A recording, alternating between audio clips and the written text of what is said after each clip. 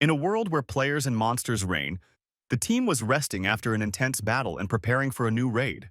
The silence did not last long. Suddenly, a vibration was heard underfoot, quickly increasing in intensity with each passing moment. It grew louder and louder until a giant creature, like a serpent from the deep sea, emerged from the shadows. It was not just a monster, but a cursed sea serpent that was not destined to become a dragon because of a terrible spell. Everything seemed to freeze, but the team of fighters immediately rallied, taking up fighting positions without hesitation. Among them were only the best. Each had rich experience, extraordinary strength, and skills honed to a shine. Raiden, the central figure of this story, also stood among them. Although he was a level 1, he was not weak. Despite his modest stats, his strength was abnormal. He smashed the monster with one blow. He was 27, but just 3 years ago he was an ordinary student facing obstacles. His father was struck by a rare disease, mana deficiency, which began to mow down people after the opening of portals. 19 years ago, gates to other dimensions appeared, changing the very essence of human existence. People began to awaken, gaining magical powers and entering a brutal game of survival. Monsters brought in huge profits, especially after selling trophies called loot. Players became rich, but this luxury was unattainable for Raiden. He had only one goal: to save his father's life. The medicine that could alleviate his condition was incredibly expensive and extremely rare in the world. The mother worked 2 grueling jobs, and the older sister sacrificed the money she had saved for the wedding. Even that wasn't enough. Raiden had to work on construction to help. He often imagined himself tearing down concrete walls with his bare hands or jumping across rooftops like a real superhero. But this remained a dream. After all, awakening was, in essence, a lottery. The chance of winning was minimal. Tired, he returned home, took a shower, and was about to go to bed, overcome with despair and fatigue.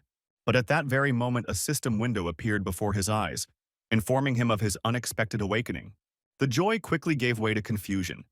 All of his characteristics were below standard values. His level was first, and his strength, endurance, and magic were not even up to the beginner's minimum. Such an awakening almost guaranteed public disdain. Players were judged on their strength and usefulness in combat. There were classes. Tanks held enemies, damage dealers destroyed, healers healed, and boosters supported.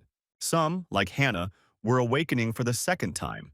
There were fewer than 10 of them in the world, only 1 in Korea. Even those who couldn't level up usually had at least 1 active or passive magic ability. And Raiden had only one thing: access to the skill store, which looked strange, but hid big secrets. Among the skills there were those that had rare or even legendary quality, but cost exorbitant amounts.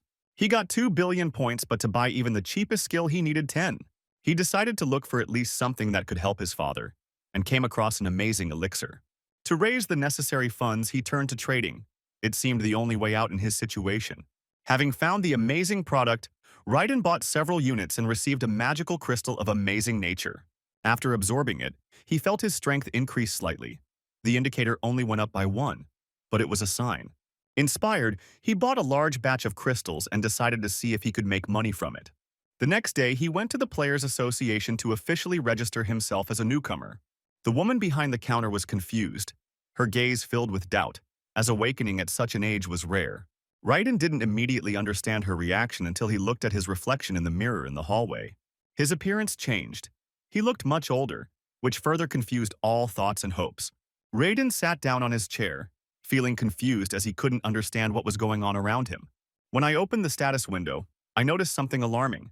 His screws started disappearing at an incredible speed. After a few minutes of analysis, he realized age is directly related to earnings. The balance maintains youth. Not wanting to turn into an old man, he decided to take action, to sell things that had at least some value.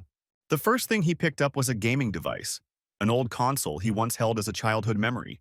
Raiden held it up to the system window and watched as it disappeared, dissolving into the air of the room. But a moment later, the item appeared in the trading system, where he independently set a price for it to sell. In a distant world, amidst a dark sky and demonic towers, a woman with wings and horns monitored the market.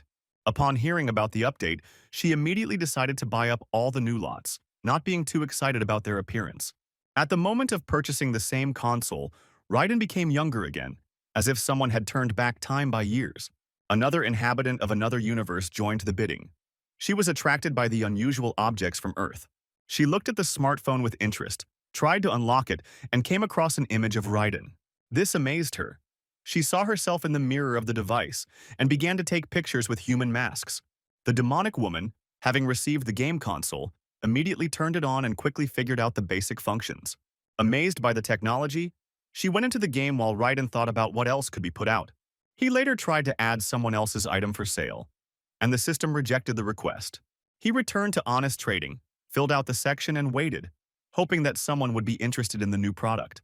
The next morning, there was not a single purchase. The reason was the inflated price and low quality of the items. Customers started sending in complaints. One woman wrote that her smartphone only worked for 6 hours. Raiden realized that to them these things were magical artifacts, and without instructions they were difficult to understand. Soon the trading system temporarily blocked his access to sales for the next 3 days.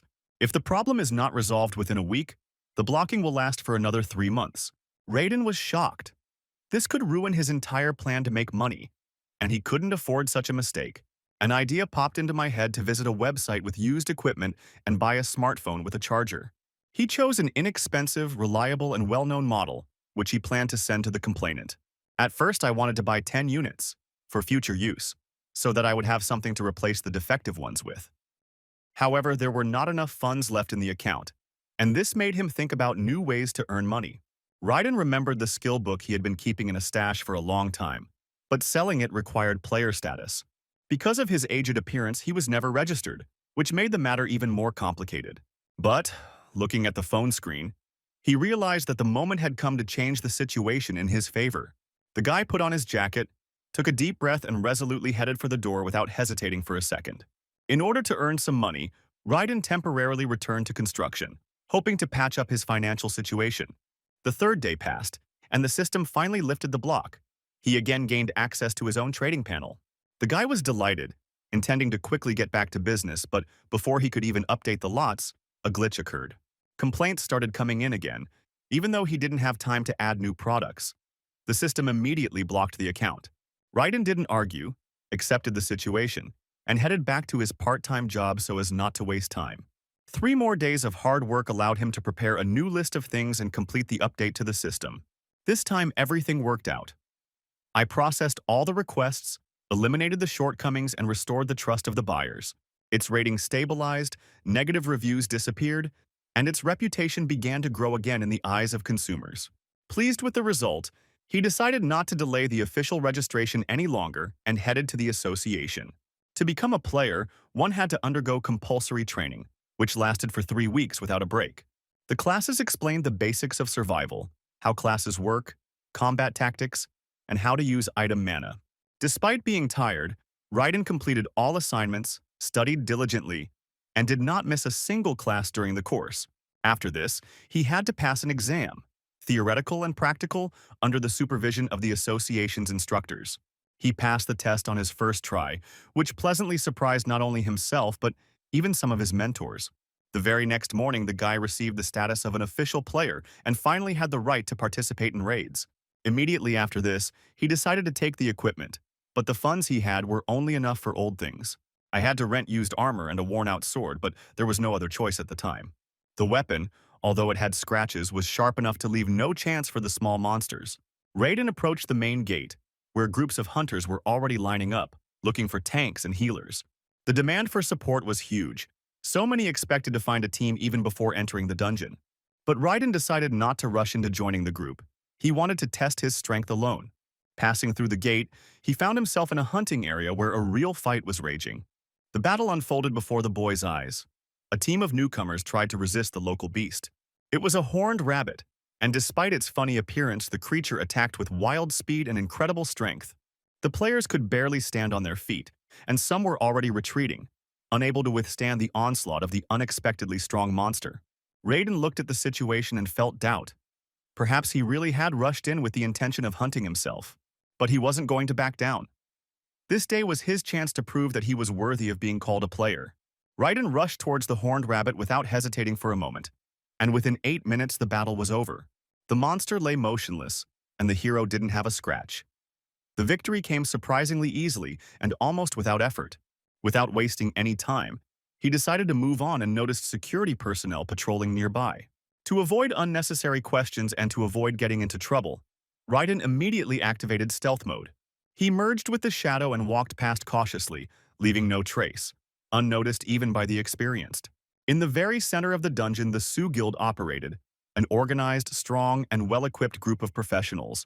The team was led by Alice, a confident and determined leader who knew exactly what she wanted and how to achieve it. They were looking for a specific loot, the head of a rabbit boss, which was a rare and incredibly powerful enemy. Despite a thorough search, the monster could not be found, and the guild began to lose patience and resources. It was at this moment that Raiden emerged from the shadows, calm and unharmed, which immediately caused a wave of surprise. His appearance was contrary to expectations. No trace of fatigue, scratches, or even labored breathing. The guild members began to whisper, trying to figure out who he was and how he had gotten so far away alone.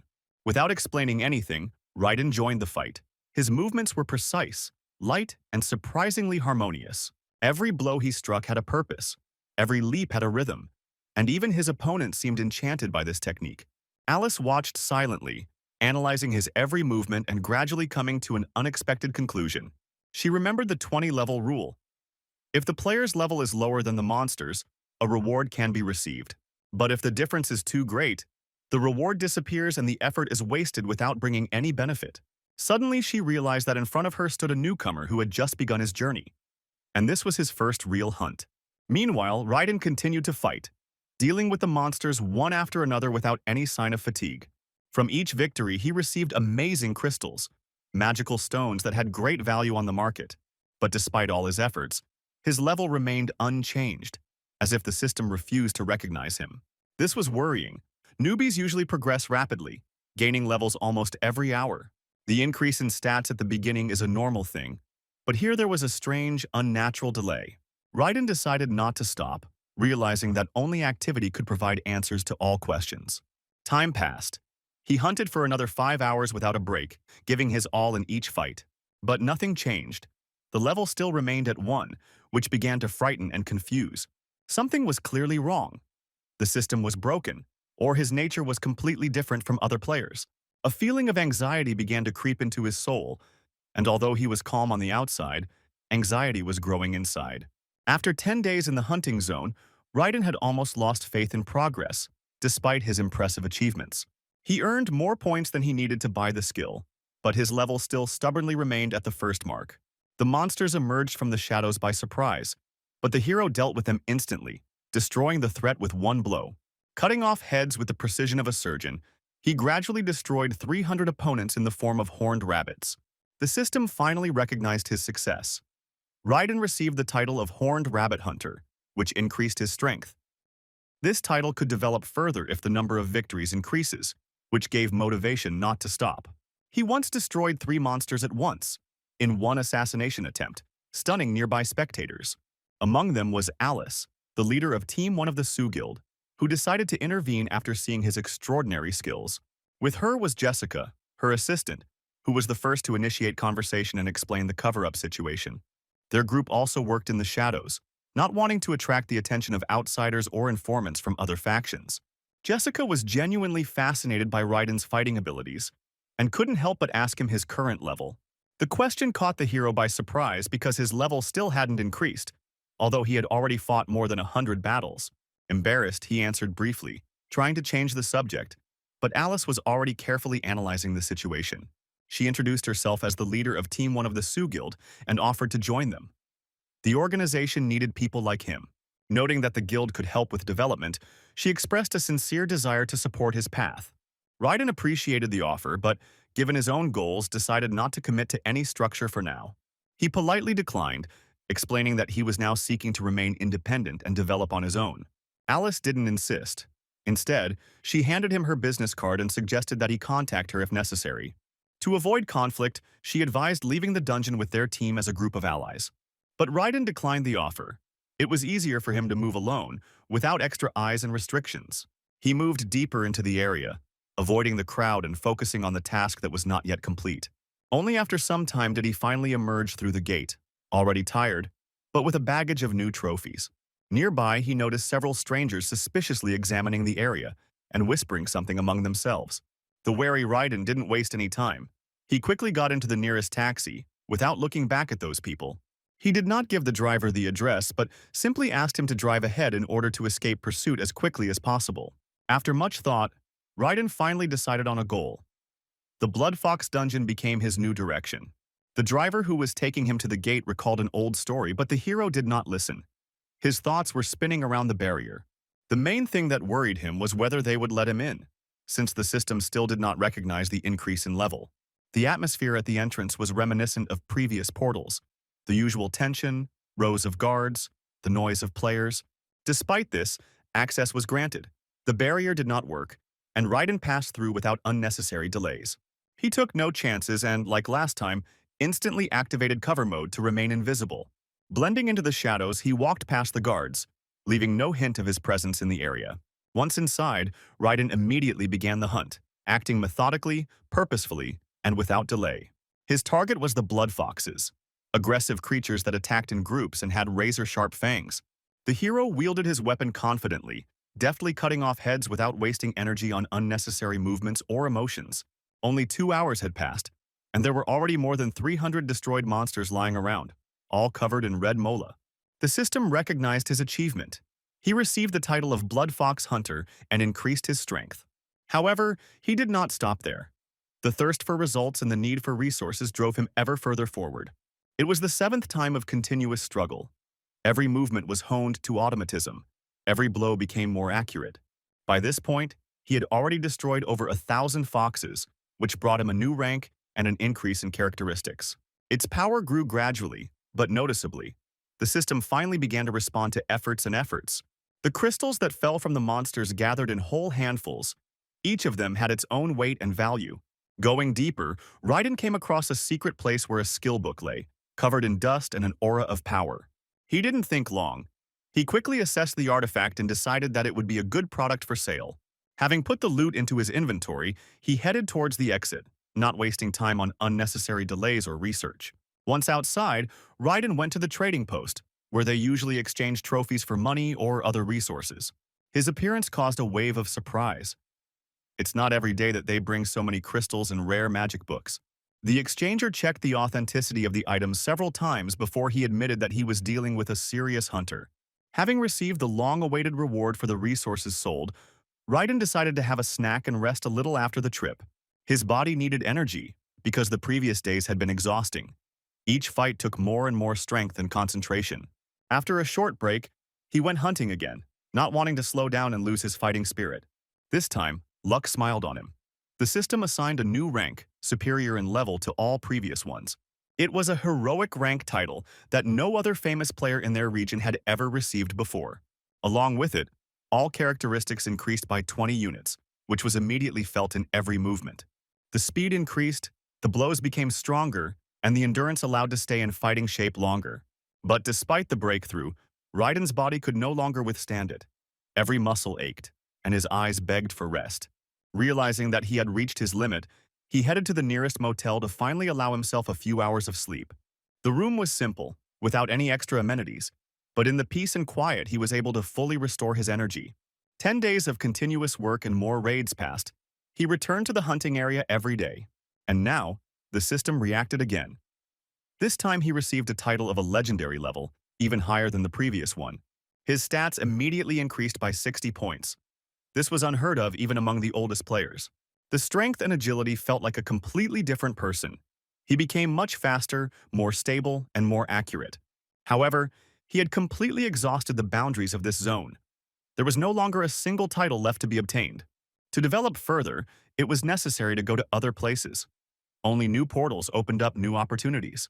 Raiden understood this well, so the next morning he began preparing for a new journey through the next gate.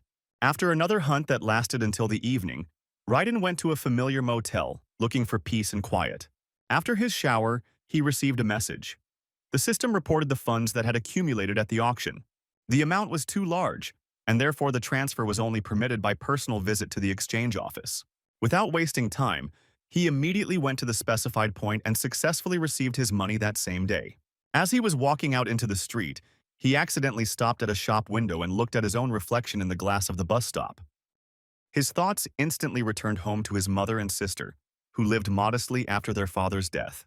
He recalled that since then the family had bought almost nothing new, choosing only the bare necessities of life. His heart sank with guilt, and Raiden decided to immediately go to his mother to see her for at least a few minutes. As he boarded the bus, he felt a slight sense of excitement. For the first time in a long time, he was not returning empty-handed.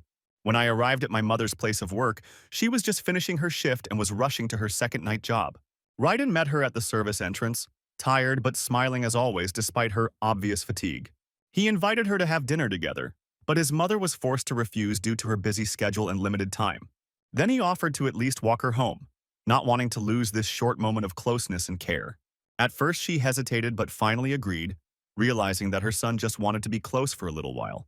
They walked along familiar streets, illuminated by night lanterns, in an atmosphere of quiet autumn silence. On the way, Raiden decided to share the news that he had kept to himself for so long, not daring to say out loud. Gathering his courage, he told his mother about his awakening, an event that changed his whole life beyond recognition.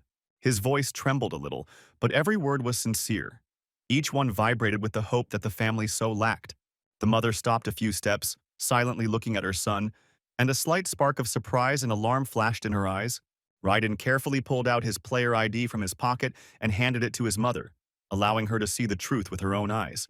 Looking at the document, she couldn't hold back her tears. Emotions overwhelmed her, making her sob in surprise. At first, the mother began to apologize for the life that she could not give him before. But a moment later, her voice changed. Now every word was filled with gratitude, joy, and aching pride. Raiden assured her that everything would change now. Hard nights and double work would be a thing of the past forever. To confirm what he said, he showed a check with the indicated amount. It looked unreal, like from another life. The mother was momentarily stunned, not believing that so much money could be earned not in years, but in a matter of days. Despite everything, they still went together to her work. The habit of responsibility did not let her go so easily. There, Raiden tried to help everyone who needed help. He carried, brought, cleaned without a word. His movements were confident, but there was a sense of sincerity in each of them. It was not a show, but a real manifestation of care. After finishing their shift, they headed home, tired but filled with a new warmth and sense of closeness.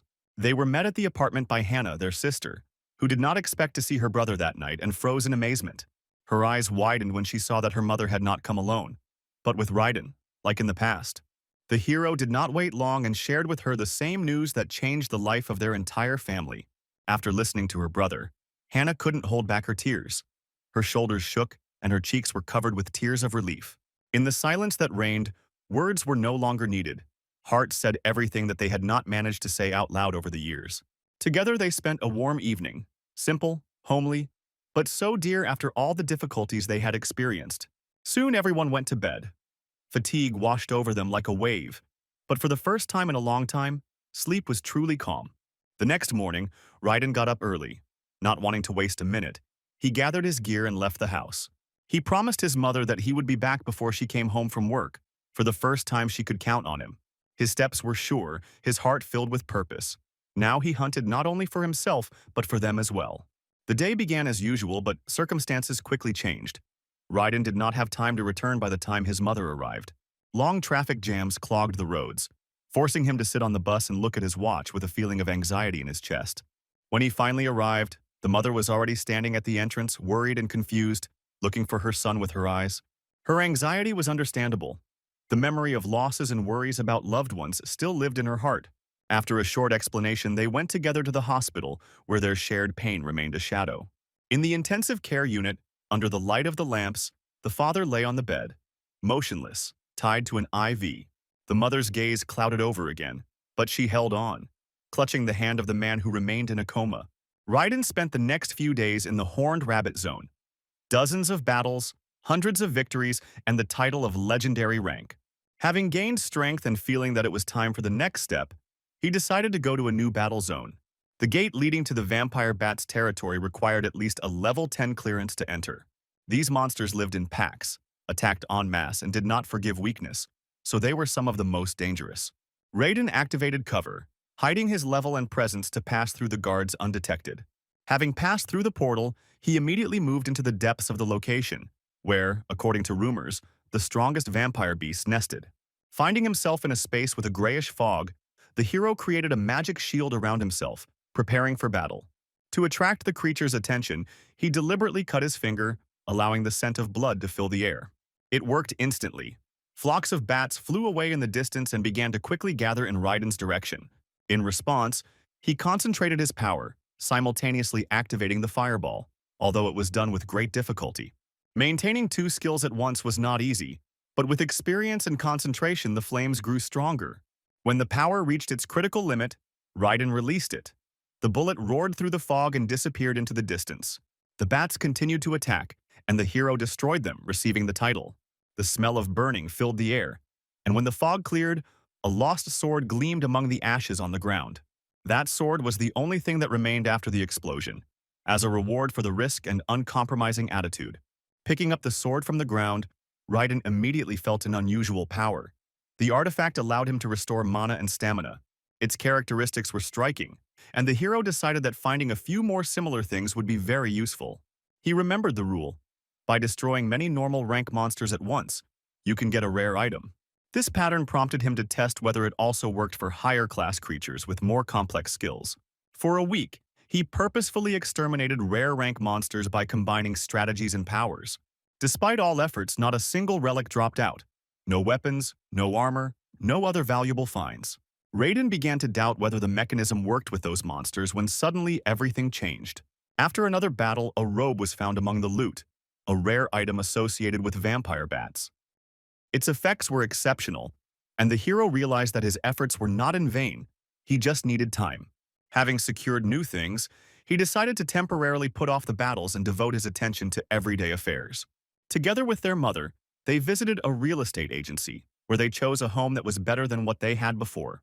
The choice was not easy, but Raiden wanted each family member to have their own room and space for themselves.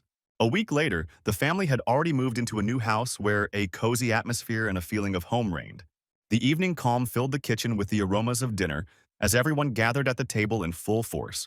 Hannah, sensing the warm atmosphere, suggested making friends with the neighbors by treating them to a homemade pie. Her idea was simple but sincere, and everyone supported it.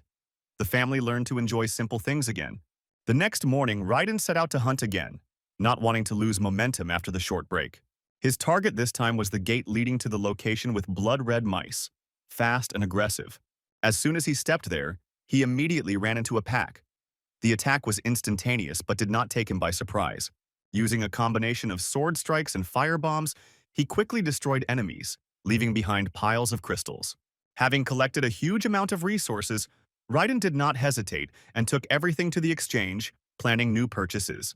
But on the way to the exchanger, he was met by a familiar figure, Alice, who had already officially introduced herself for the second time. A week ago, when Alice first told Guildmaster Sao about Raiden, the situation got out of hand. Jin, who ran the organization, was furious to learn that the hero had refused the offer without a second thought. Without wasting any time, he ordered that Raiden be convinced to join the guild at any cost, no matter the method. To carry out the task, he enlisted the help of Cedric, a man known in narrow circles as a specialist in negotiations and pressure. Alice was given clear instructions to cooperate with him in order to conduct a second attempt to recruit the hero. The guild already had some data. They learned that Raiden had repeatedly sold rare crystals. This led them to suspect that the hero had a unique ability that ignored the 20-level rule. Such a gift was considered extremely rare, and the guild could not afford to lose such a person. When Raiden came into range, Alice and Cedric immediately went to meet him. During the conversation, the hero immediately showed a reluctance to cooperate and made it clear that he was not interested in their guild. However, Cedric hinted more harshly, even cautiously recalling the possibility of a personal visit to his house. The mention seemed like a veiled threat, and Raiden immediately became wary without showing it outwardly. Despite everything, the three of them sat down in a nearby cafe. The atmosphere was tense, although outwardly it looked ordinary. Cedric immediately announced the conditions. If he joined the guild, Raiden would receive 1 billion as a salary. In addition, he was promised an advance of less than 10 billion to quickly close the deal.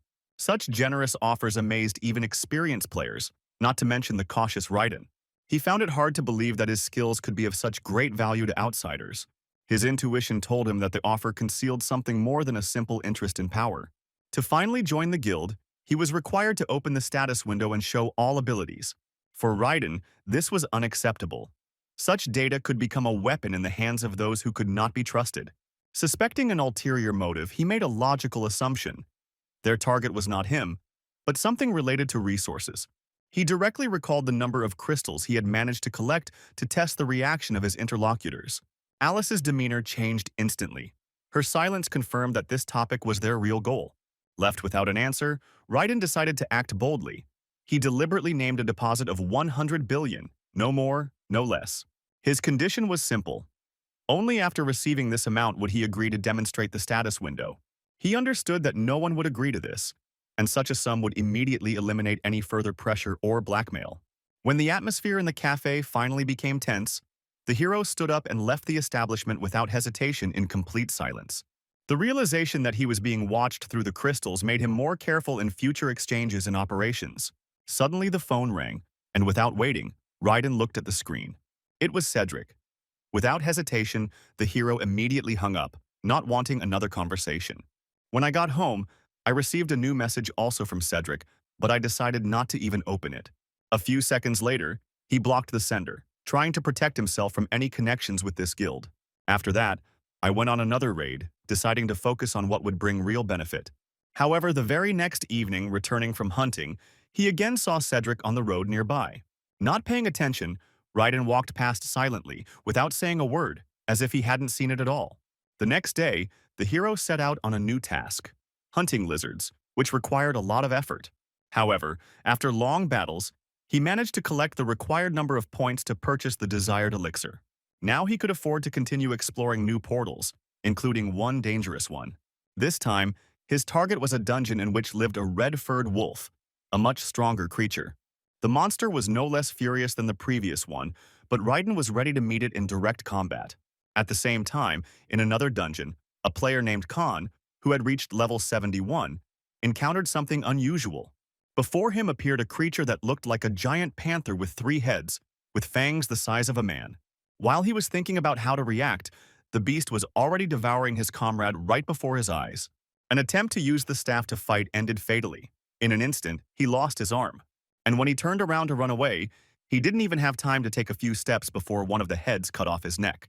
With each passing day, Raiden continued to hunt tirelessly, not stopping even in front of the most dangerous monsters. The gates were packed with players, as demand for hunting had increased significantly after a decade of abnormal cataclysms. Over the past 10 years, the number of portals has been constantly growing, forcing people to constantly adapt to changes. This continued until the first heroic class portal appeared, when the growth suddenly stopped. The world froze in tension. No one knew what would happen next, but stability lasted much longer than expected. Meanwhile, Raiden managed to find an empty area and began methodically destroying the wolves that came his way. Every battle was easy for him, and the monsters didn't have time to do anything before they fell from his decisive blows. Having received the next rank, he collected all the dropped crystals, carefully hiding them in a bag with strong protection. The hero then set off in search of a new corner suitable for hunting, hoping to find at least a little silence. But all the locations were already occupied by players who had occupied strategic places earlier and did not plan to leave them. Not wanting to disturb the others, Raiden decided to change direction and head towards another gate that had not yet been explored. But before he had time to leave the territory, he heard terrible and desperate screams from the opposite side. Looking back, he saw the players running away in panic, scattering in all directions, not paying attention to anything. They were pursued by a giant beast with 3 heads, like a hellish creature that came out of their worst nightmares. The monster acted mercilessly. It was enough to meet his gaze, and the victim would instantly lose his chance to live. One of the girls who did not have time to run away died instantly. Her severed head was thrown several meters to the side. The monster soon approached Raiden and launched a swift attack, trying to grab him in one fell swoop. However, thanks to his instant reaction and survival instincts, the hero managed to dodge at the last moment, saving his life. His heart was pounding madly, but his body remained calm. He knew that the time for panic was long gone. Now he had to act. After attempting to activate stealth mode, Raiden quickly realized that the skill provided no advantage. Even out of line of sight, the monster delivered a powerful blow, shattering his protective gear. The armor cracked under the force, and pieces of metal flew in different directions, almost injuring the hero himself. Having no choice, he rushed into the attack, wanting to see if his fire would have any effect on this beast. But all efforts were in vain. Even the most powerful techniques did not cause significant harm to the monster with 3 heads. Raiden used his firebomb skills to try and slow down his enemy just enough to escape. But even the flames that incinerated other monsters did not stop him. It only made the creature even more angry. The monster rushed forward with a roar, tearing the ground with its claws and looming over the hero in complete madness. Raiden knew that time was against him and began to maneuver around obstacles and try to buy minutes. At the same time, he was intensely searching for a way to increase his chances, preferably at least some temporary accelerating effect. Everything around him merged into a continuous ribbon of movement until he remembered the pill that once increased his agility. After accepting it, Raiden continued to run, waiting for the moment when the effect would finally be absorbed by his body. 20 minutes of continuous fighting and movement passed before he felt a new lightness in his legs.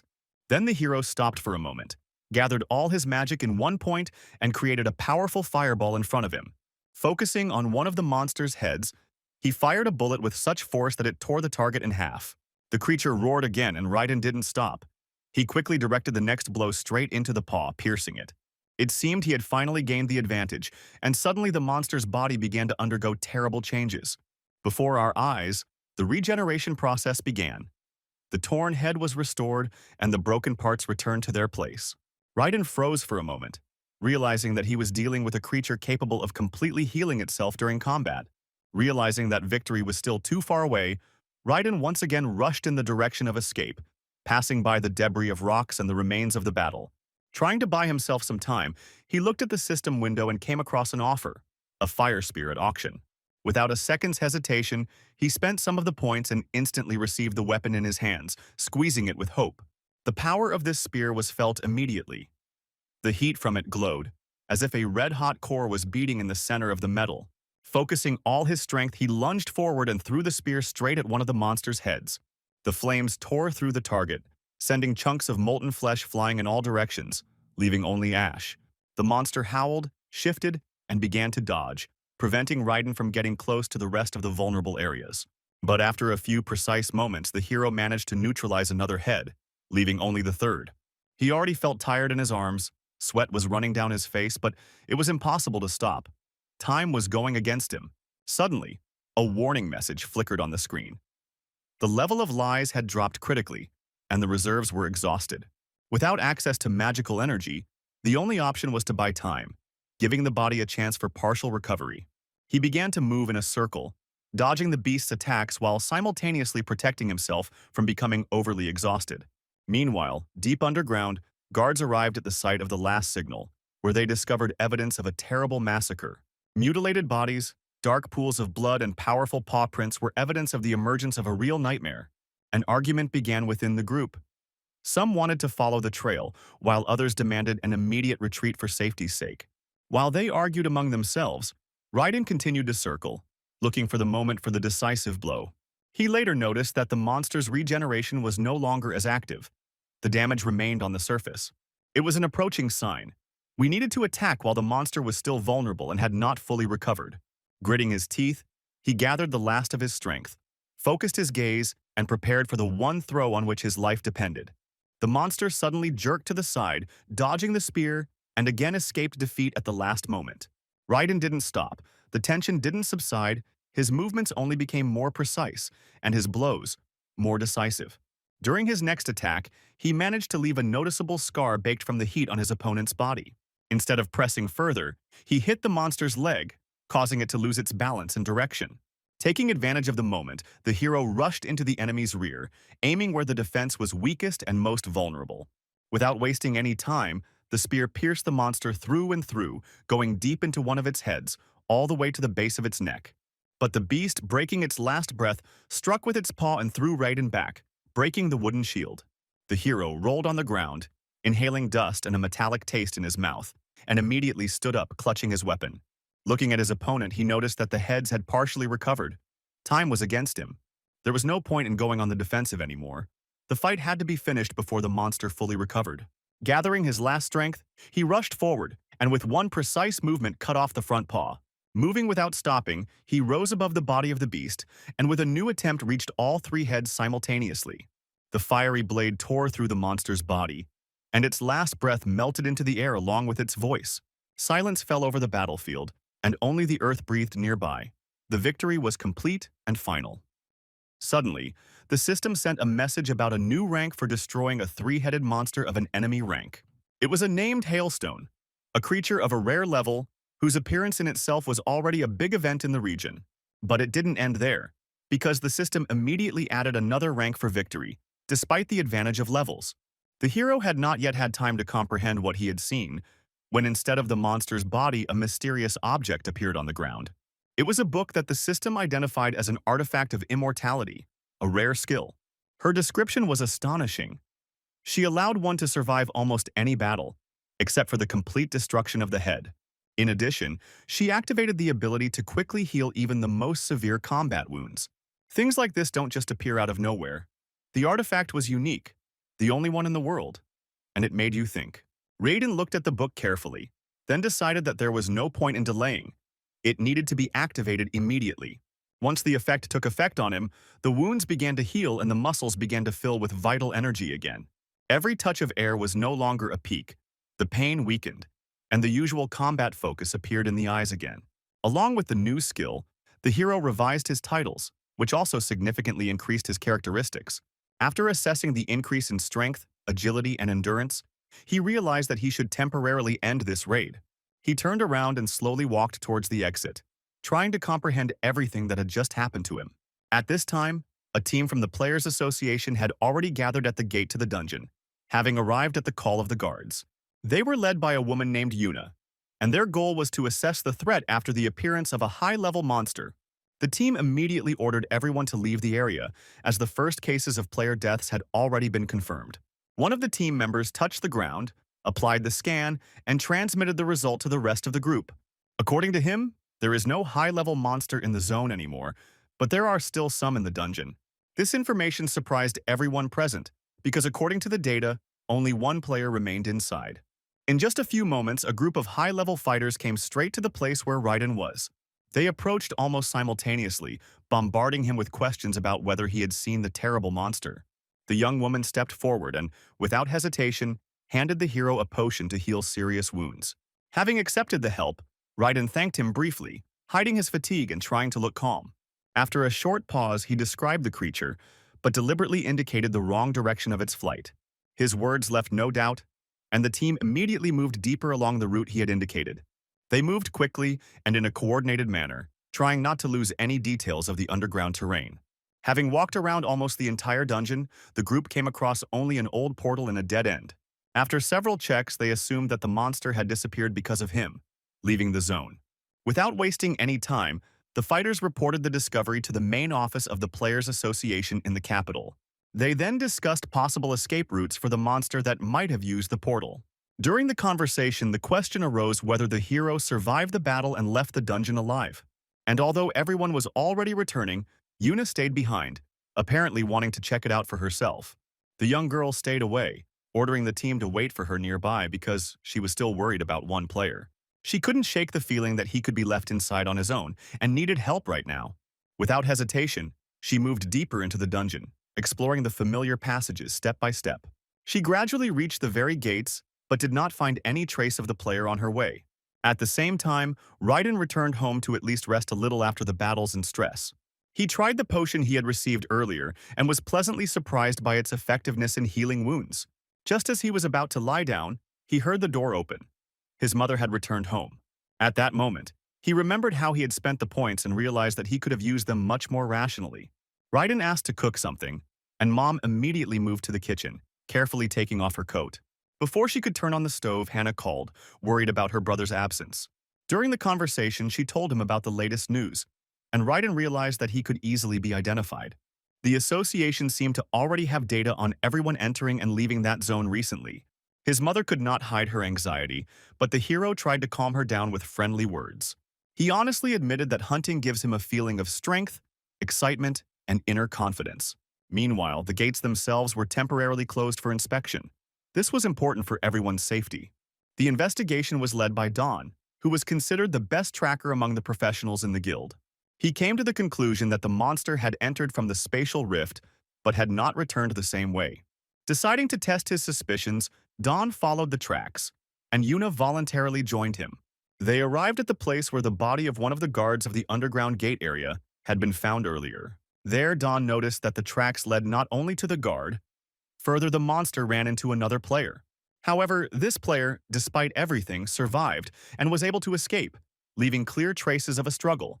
It was clear that a violent clash had taken place here, in which the man had managed to hold his own against the creature. Don followed the battlefield step by step, describing what he saw with incredible precision and attention to detail. However, even his skills did not allow him to determine the class of the player who entered into battle with the multi-headed monster. It seemed that he was still skilled in both sword and high-level magic techniques, which caused surprise. This raised many questions. The combination of such skills was encountered only in rare cases. Approaching the place where the decisive blow occurred, Don determined that the player was a wizard. This type of fighter did not have a clear specialization, so they were often called universal or mixed soldiers. They had to constantly balance between physical attacks and the expenditure of magical resources in every battle. The young woman felt more and more confusion. Everything seemed too complicated, as if someone had deliberately confused it. Don continued his analysis, noting that the player's level was around 24. This meant only one thing. The enemy was much stronger, but still suffered defeat in a direct confrontation. It was amazing how a lone fighter, without any help, was able to defeat a high-ranking creature with his own strength. The young woman wondered if there was a way to track this player's movements in order to contact him personally. However, Don replied that the traces of a man were too light compared to a monster and quickly disappeared without a trace. Realizing that they would learn nothing more, the group left the gate area and returned to headquarters in the evening. The young woman immediately gave orders to check the lists of players who had recently entered this dungeon. She was convinced that such talent should be found and recruited into the association at any cost. Despite state control, all guilds remained independent organizations with their own structure. Their popularity peaked after the crash, when hunters became indispensable to people's safety. At its peak, each guild had thousands of players, and their influence grew with each year of activity. Over time, the authorities began to interfere in the affairs of the guilds, promoting politicians who were far removed from the world of players. This led to criticism, as officials began to use players only as a means of earning money. However, private guilds had strong corporate backing, giving players freedom of action and choice. As pressure increased, politicians lost their authority, and the association began to purge its ranks of outsiders. The reforms began with replacing officials with experienced players who understood the risks and needs. The level of payment for the task began to correspond to market conditions, not inferior to private guilds. This allowed the association to restore the trust of players and expand its influence in the world of hunters and monsters. Raiden slowly packed his things, planning to continue the hunt in another city, away from familiar eyes. He wanted not only to avoid unnecessary attention, but also to check whether the monsters in other zones were more resilient. On the way, he thought about the acquired immortality skill, trying to find at least something similar in the public domain. However, even after a long search on the internet, he could not find even a mention of such an ability. Everything pointed to the uniqueness of the ability, which meant that opportunities for development had to be discovered independently. Arriving at the hotel, the hero stayed in his room, pondering another question: how to hide the number of crystals. When a player leaves a dungeon, all of their belongings are carefully checked upon exiting the gate. Officially, this is done for security reasons, to prevent dangerous items like monster eggs from being taken out. However, all experienced players knew well the real goal, an attempt to avoid tax evasion. The hero understood perfectly well that revealing the real number of crystals was too risky for his situation. He entered the auction looking for storage tools that could hide the loot he had obtained from the dungeon. There his attention was drawn to an object that created a separate space with access only for its owner. The price was significant, but the possibilities that this thing opened up justified the expense without a doubt. After activating the artifact, a small portal opened nearby, leading to a separate room without light. Stepping inside, Raiden saw a tight space, just enough to store things without others noticing. That same evening, he went to the nearest gate, deciding to immediately test the new discovery in action. At the entrance, he was met by a bodyguard who checked his documents and asked for fingerprints for authorization. Having passed the test, the hero quietly plunged into a new zone, where wild red wolves were already waiting for him. Over the next few hours, he fought non-stop, destroying 1,000 monsters and earning another rank. He left a few crystals in the bag for reporting, and immediately moved the main part into subspace. While he was training and testing the new strategy, the Sioux Guild was discussing the hero's capabilities. The guild leadership was shocked by his request for a deposit of 100 billion. But the vice chairman, having become familiar with all the details, decided that such an investment could be justified. He carefully reviewed the proposal, signed the contract, and immediately gave the order to immediately hand it over to the hero. After signing, Raiden was to receive the funds without delay. This was the main condition of the agreement between the parties. The hero passed the test at the exit from the dungeon without difficulty. This time, everything went surprisingly calmly. Over the next few days, he returned to the familiar gates, once again engaging in his usual hunting. Towards the end of the battle, when he was already collecting the loot, his attention was drawn to a skill book called Wind of Rebirth. According to the description, this skill was supposed to speed up the healing of wounds, which sounded quite useful for future battles. Raiden immediately tried to activate the new ability, but the system suddenly made an alarming error. Another message immediately followed. The skill was absorbed into the Book of Immortality automatically. The hero's surprise grew even more when the system reported the development of his main unique skill. This allowed us to assume that the Book of Immortality is strengthened precisely because of the absorption of regenerative abilities. To test the effect, he deliberately scratched his finger and was amazed to see how the wound quickly disappeared. However, despite the absorption, the healing rate remained at the same level, without changing at all. Returning home with thoughts, the hero received a sudden call from a representative of the second personnel section. He was informed that the Sioux Guild had officially agreed to his demand for an advance payment of 100 billion. The news stunned Raiden. He did not expect that the guild would seriously agree to such non-standard conditions. He asked to send the full version of the contract so that he could personally check the details before making a final decision. As soon as the conversation ended, a message arrived about the delivery of a file with an agreement for verification. That same evening, he went to see a lawyer to carefully study the document before signing it. The specialist immediately drew attention to several points that looked too risky for the young player. One of the clauses required tenfold compensation if the hero's level was lower than the guild's.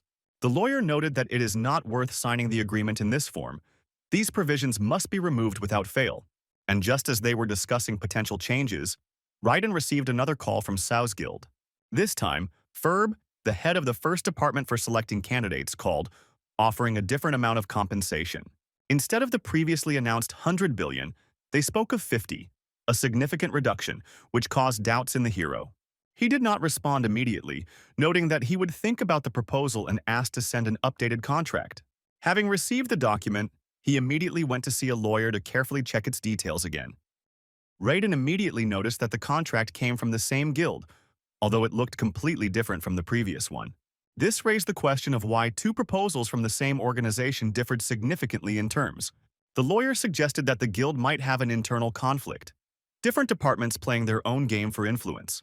In the evening at the hotel, the hero began to independently search for information, trying to find at least something about the disagreements in the management. Not finding the exact facts, he decided to act decisively and began to use the situation to his advantage. Raiden was the first to call Johnson, the head of the second department, demanding not 100 but 300 billion in advance. He hinted that he had received another offer from the same guild, thereby increasing the pressure on his interlocutor. He subsequently called Ferb again, giving him the same information, with the same conditions and the same requirement. Both leaders were puzzled and irritated, each suspecting the other of undermining his authority. To further provoke them, the hero sent them both voice messages with recordings of key phrases. After that, not wanting to be in touch anymore, he deleted all the files and threw the phone in the trash. A month passed when Ferb contacted the guild leaders, reporting that Raiden was nowhere to be found. The top brass were confused. Even with his resources and connections, the hero remained elusive. After listening to the recordings, deep disputes began within the guild, dividing it into two warring camps. The guild leader, realizing the threat to his position, ordered that Raiden be found at any cost, stopping at nothing. The hero hunted tirelessly, earning 600,000 points daily without losing the pace of development. In addition, he actively sold items, from debris to rare items, including simple batteries.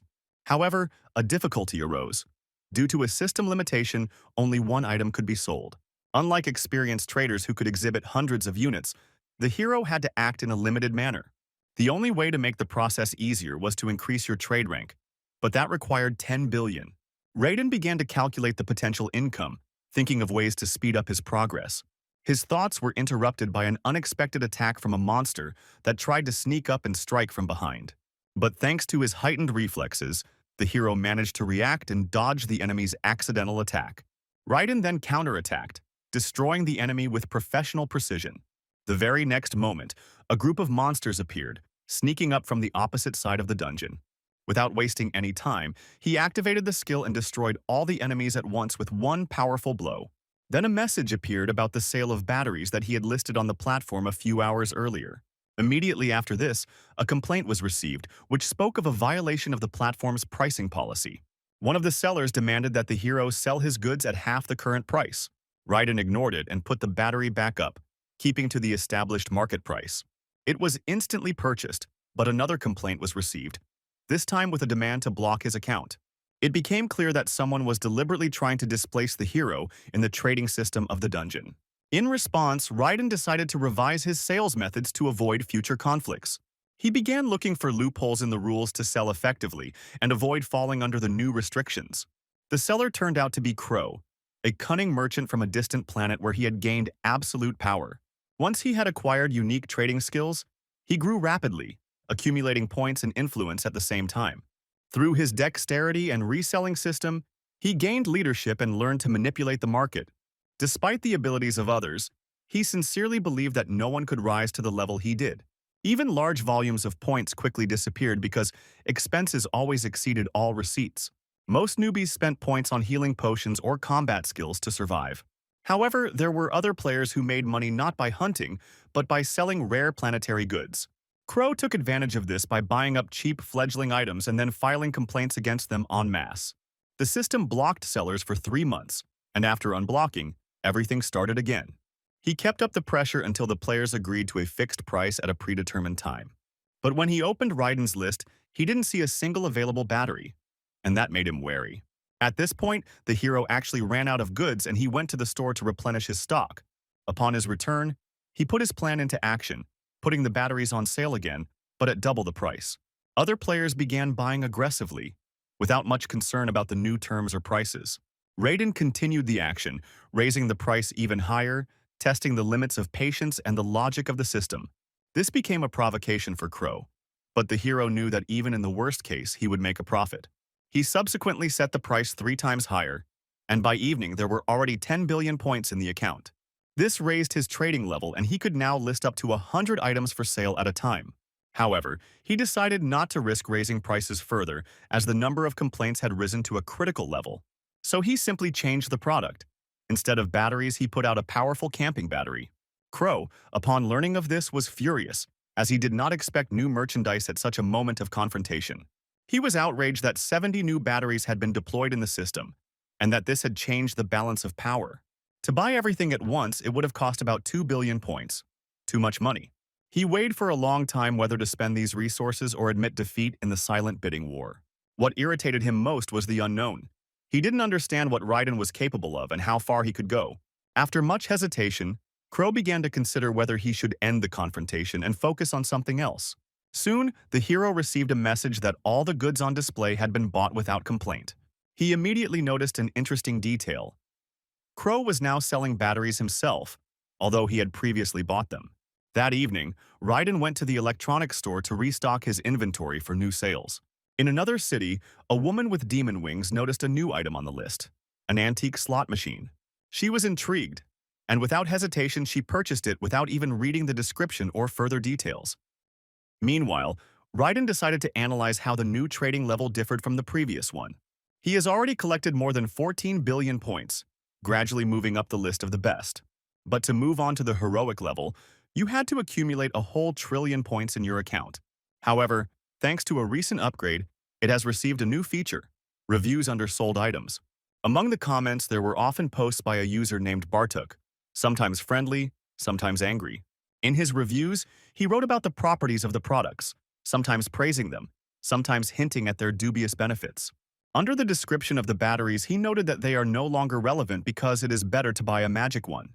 The hero knew well that such a thing existed, but its price was too high, so it remained in his dreams. While scrolling through the long list of items, Raiden came across a lot that immediately caught his eye. It was a dragon egg with the seal of subjugation, a rare thing, but at the same time potentially very dangerous. Bartok appeared in the comments again, this time describing all the advantages and disadvantages of having a pet dragon. His thoughts were interrupted by a call from his mother, who said that someone was standing outside the door and would not leave. It turned out to be Johnson, a representative of the guild, and his appearance alerted Raiden, arousing suspicion. Without wasting any time, the hero called him and asked why he had visited their house. Johnson assured that the guild was ready to accept all the conditions put forward by the hero without any changes to the contract. He hinted that Raiden should discuss this with his family, because the decision was really difficult and responsible. But such words caused a wave of anger in the hero, who still remembered the blackmail and the guild's dirty play. He no longer held back and openly expressed his attitude towards the previous contracts that were sent. Now the most important thing for him was not only preserving freedom but also defending his own dignity. Johnson tried to explain that the strict conditions were simply a way for the guild to protect itself from risks. He added that if Raiden was truly so gifted, then he had nothing to fear or doubt. The hero understood that everything could have been different if it weren't for the requirement to open the status window before signing. In that case, the contract would be acceptable, but he was not going to risk his safety. He said goodbye coldly and added that a second visit to his mother would have bad consequences for them. Immediately after this, Johnson received a call from his boss, who informed him that the hero's location had been established. The plan was to inform the Uhenu Guild to immediately begin a well-planned mission. They didn't intend to kill him. The goal was only to intimidate him, to force him to reconsider their terms. Meanwhile, Raiden walked around the city, buying equipment, new clothes, and everything he might need. After a short rest, he went hunting to gain points again and test his skills. For 5 hours, he methodically destroyed the monsters without stopping for a minute in the fight. Having received a new legendary level title, he looked at his watch, determining how much time was left. Since the day was not over yet, he decided to try his luck in another dungeon outside the area. As he headed there, he turned into a narrow alley and noticed someone waiting for him in the shadows. Several men stood silently to the side, but later they began to follow the hero unnoticed. Feeling threatened, Raiden instantly activated his stealth skill and entered the nearest gate. Once inside, he began his usual business. He began to destroy groups of goblins without regret. The hunt went quickly, and he was about to return when suddenly 4 strangers appeared. Their appearance was not accidental. They were the same people who had been waiting for him at the alley earlier. The strangers made claims, insisting that this territory belonged only to their guild. They stated that hunting was strictly prohibited here, and the hero had no right to get anything. After this, they demanded that all the crystals be given to them, sincerely believing that this would be as fair as possible. They didn't stop there and demanded that the hero leave them his equipment as a symbol of forgiveness. Such actions were offensive, but Raiden refrained from emotions, watching every movement. He recalled similar stories on the internet, where not a single electronic device or camera worked underground. In such cases, it is difficult to find out the truth because one has to rely only on the words of eyewitnesses. And death at the gate is not uncommon, because it can easily be attributed to a random fight with a dangerous monster. Some people use this to rob players, taking away achievements, equipment, and even lives. The situation escalated instantly. The attackers decided to attack, thinking that victory was theirs. However, Raiden was not one to be so easily taken by surprise or intimidated by hostile pressure. He dodged the attacks expertly, carefully maneuvering between blows and studying his enemies. Taking advantage of the moment, he quickly responded with several precise blows, knocking his opponents down. His movements were precise and coordinated, as if the hero predicted every next gesture of the enemy. Meanwhile, another man, hiding in the thick bushes nearby, was closely watching the fight. He knew that the easiest thing to do would be to kill Raiden, but the orders he had received did not allow such actions. Instead, he was told only to wound, to inflict an injury that would deprive the hero of his leg forever. The man cautiously emerged from hiding, and the attackers immediately called him their chairman or leader. Without wasting a second, he rushed into the attack, intending to personally punish the disobedient player. However, Raiden managed to pull the shield out of subspace, keeping it ready before the first strike.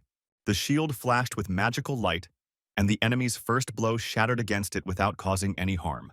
The leading striker did not hide his surprise when he saw how a simple player with no class blocked his shot.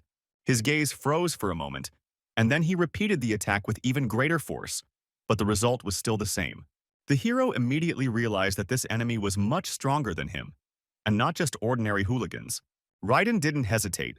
He snatched a fire spear from subspace and threw it in the direction of the enemy. The spear exploded with a bright flash, filling the area with thick smoke, which the hero used to escape. Flames passed through the leader's hair, burning part of his head, which only increased his rage and thirst for revenge. He screamed in anger and rushed to catch up with the player, leaving a trail of hot air behind him. At full speed, he swung from behind, trying to strike, but Raiden deftly dodged at the last moment. A few seconds later, he turned into a narrow alley again, trying to get away and gain at least a little time. As he left, the hero opened the trade window, quickly scrolling through the list of items in search of something truly useful. His fingers settled on a skill called Survival Instinct, and without hesitation, he immediately acquired it. At the same time, somewhere deep in my head, a feeling appeared that this skill could become decisive right now. He stopped abruptly at the crossroads of the dungeon, allowing his pursuer to get close to him. The hero took a deep breath, feeling how the new ability awakened in him an ancient animal instinct to fight. His plan was clear. In the first seconds of the battle, deprive the enemy of his weapon, and then act according to the circumstances. The tension between the two warriors reached its limit, with every muscle in their bodies ready to lunge and attack. Everything around became silent, as if the air itself was waiting for the explosion of action that was to take place the next moment. The hero was about to rush forward when a female figure suddenly cut through the space between them. Her appearance was unexpected and abrupt, as if it cut through time and space with just one thought. It was Yuna. Her appearance was unexpected, and her actions were precise, without doubt in her own rightness and strength. She instantly incapacitated the attacker, smashing his weapon and sending him down with extraordinary ease. Approaching Raiden, she calmly explained that she had been watching him closely from afar all this time. The young woman also followed bandits who had long been suspected of serious crimes, but had no evidence. Its purpose was to test how strong the hero is in a real fight when the situation gets out of control. Without wasting any words, she ordered the leader of the attackers to be raised and prepared for a short interrogation. They helped him to his feet, but the attitude towards him was cold. No compassion or pity. They were interested not only in the clash itself, but also in the motives behind the attack and the organization. Despite the pressure, the bandit had no intention of responding, but only issued threats of public exposure and scandals. The young woman listened silently, without emotion, because she understood perfectly well that they had no witnesses and she was in control of the situation. His threats rang hollow because her version of events would be the only one possible for any investigation.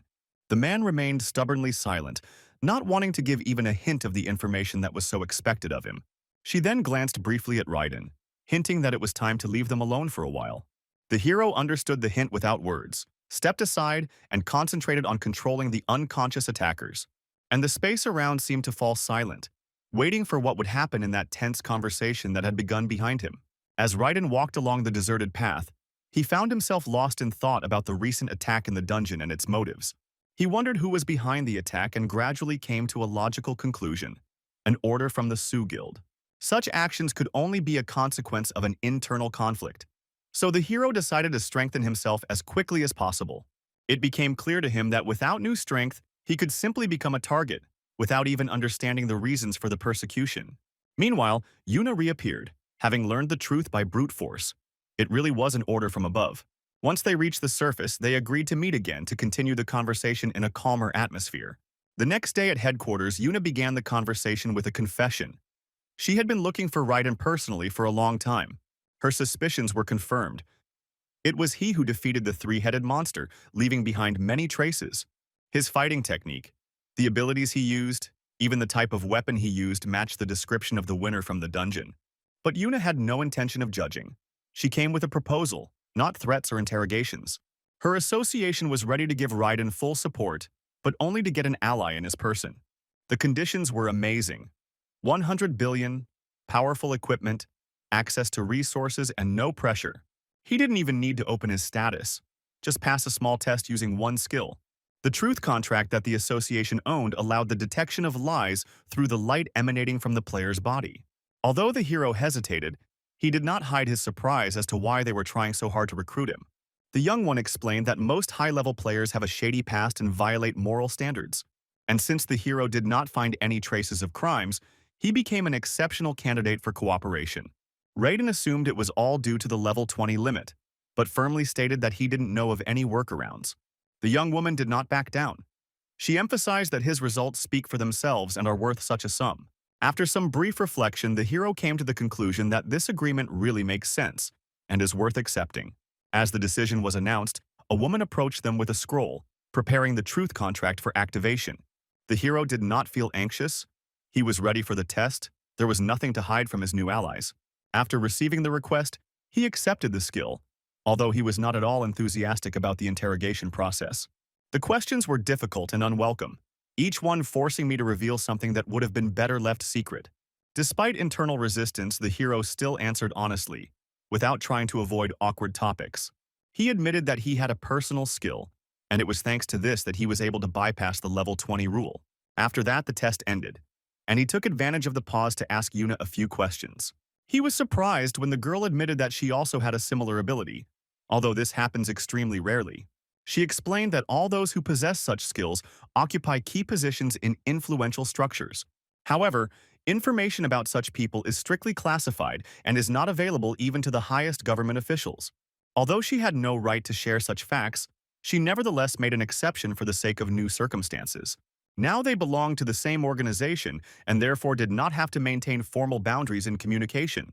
Raiden noted with surprise that he had never officially agreed to join a guild or any structure. However, Yuna reacted calmly, noting that now he simply had no choice or way back. At that moment, the assistant returned to the room with the contract, placing it on the table in front of the hero. Without wasting any time, Raiden began to read the terms, gradually becoming familiar with each point carefully and thoughtfully.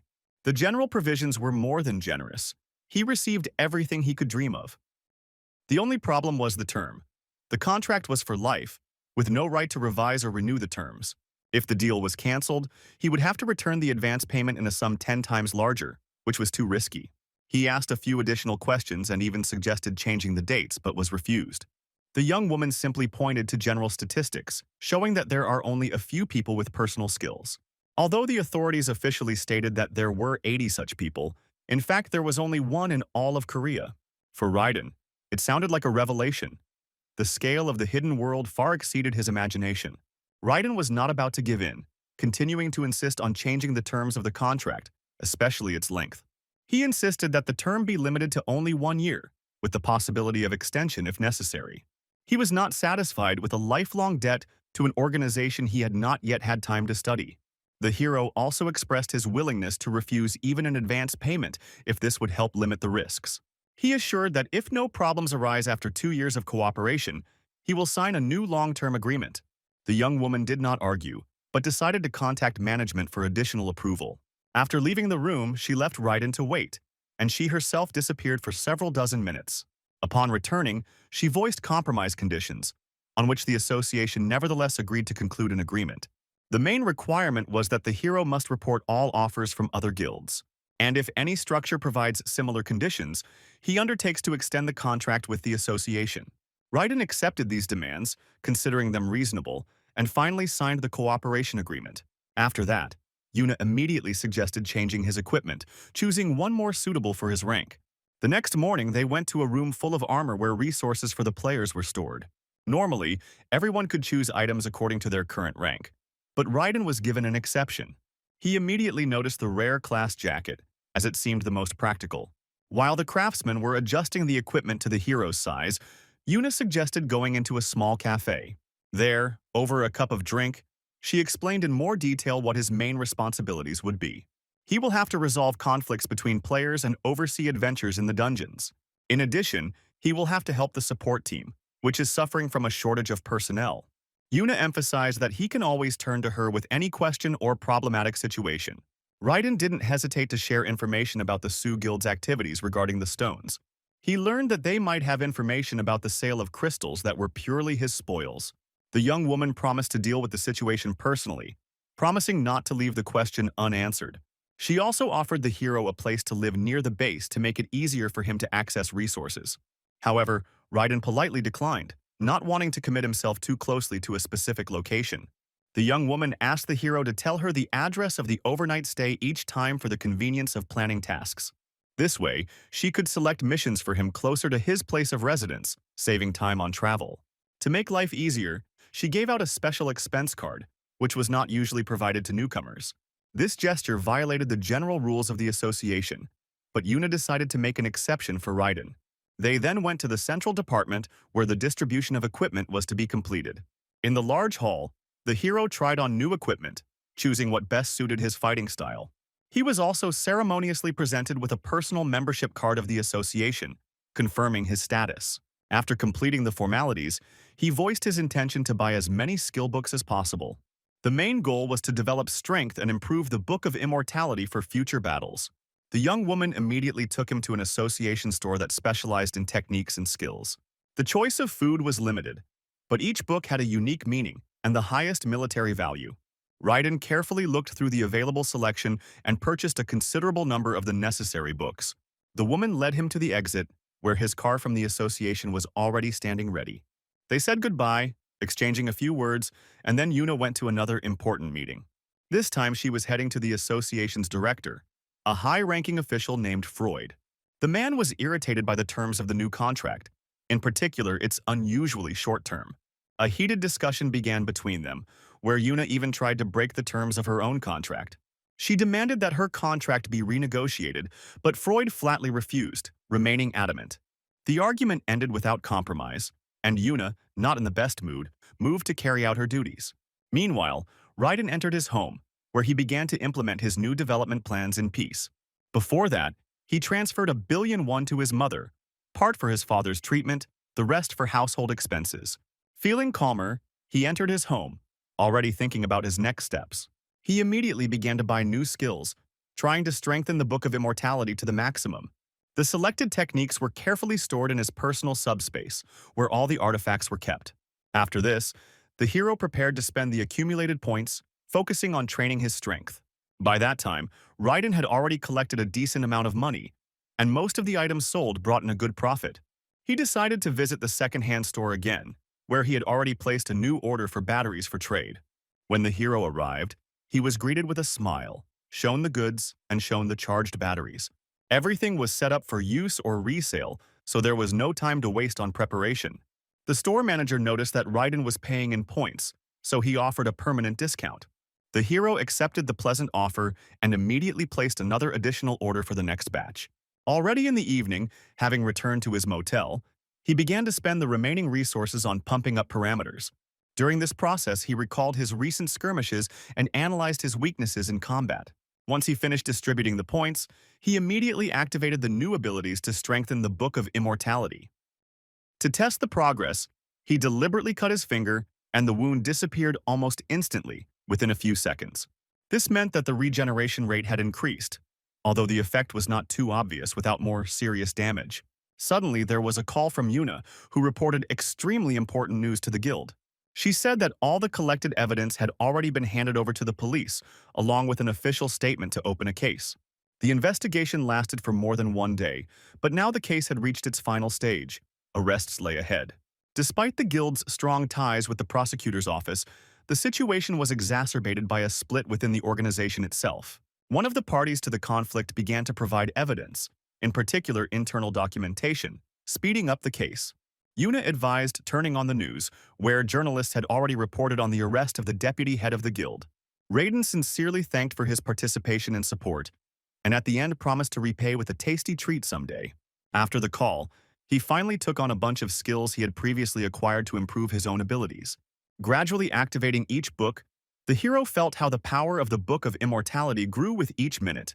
He managed to raise its level to a uniquely heroic one, and this became a new breakthrough in its development. The wave of joy was interrupted by the unexpected thought that at this stage the book had not yet reached the limit of its potential. He understood how many resources he would have to spend on further improvements, but he was not going to stop. Tired after a busy day, he finally put everything aside and decided it was time to go and rest. The next morning, Raiden arrived at the specified address, where he was already met by a team of several people. Its leader turned out to be a man named Carl, who immediately offered a short tour of the base. He slowly led the hero through the premises, telling him about the specifics of the accommodation and the crew's daily life. After the introduction, Carl led him to the restroom, which would temporarily become his personal space. There he suggested staying until called. Perhaps Raiden would have to work in the dungeon. If a task below level 100 appears, he will be accompanied by a little girl named Chloe. She was 24 and showed no desire to introduce herself, showing obvious disdain. Carl was quick to point this out, emphasizing that respect and courtesy are an important part of working together. However, the girl, considering herself older than Raiden, allowed herself to speak to him in a familiar tone. But as soon as she found out that he was 27, her mood instantly changed. She apologized and left. After a short acquaintance, the hero finally found himself in a room where he could rest a little and fall asleep. The next 4 hours passed quickly, and as soon as he woke up, a familiar figure was already bursting through the door. Chloe quickly reported the call. They were called to a mission in a level 60 dungeon. Inside, according to intelligence, a werewolf appeared, whose level reached the 70 mark or even higher. She assured that 2 experienced participants should be enough to eliminate this threat effectively. During the trip, Chloe was calm, and only before entering did she activate her unusual equipment. A moment later, her body changed shape, turning into a predator, a leopard in human form with a metallic sheen. Raiden didn't hide his surprise, but the girl had already rushed forward, looking for the target without further explanation. Having discovered the monster, she immediately attacked and destroyed the werewolf with the first blow, without stopping. It would seem that everything was over, but the enemy managed to send a signal for help before dying. This challenge did not go unanswered, and a flock of similar creatures quickly approached the dungeon. There were quite a few of them, and they were already flying straight towards Raiden and Chloe, without the slightest intention of stopping. The other players, seeing the wave of monsters, immediately lost their peace and began to retreat from the battlefield in panic. But Raiden and Chloe remained where they were, standing side by side in front of a whole pack of enraged werewolves. They began to destroy the enemies one after another, not allowing the opponents to break through the defense. Each movement was precise and swift. The blows fell like thunder, clearing the space around them. The fight seemed endless, and just when the tension was already subsiding, the real king of the werewolves appeared. Without hesitation, Chloe lunged at him, becoming a mobile lightning bolt of fur and claws. The hero, meanwhile, continued to clear the battlefield, taming the monsters attacking from all sides. The pack seemed to have no end, but he did not stop, persistently fighting and taking blows from all sides.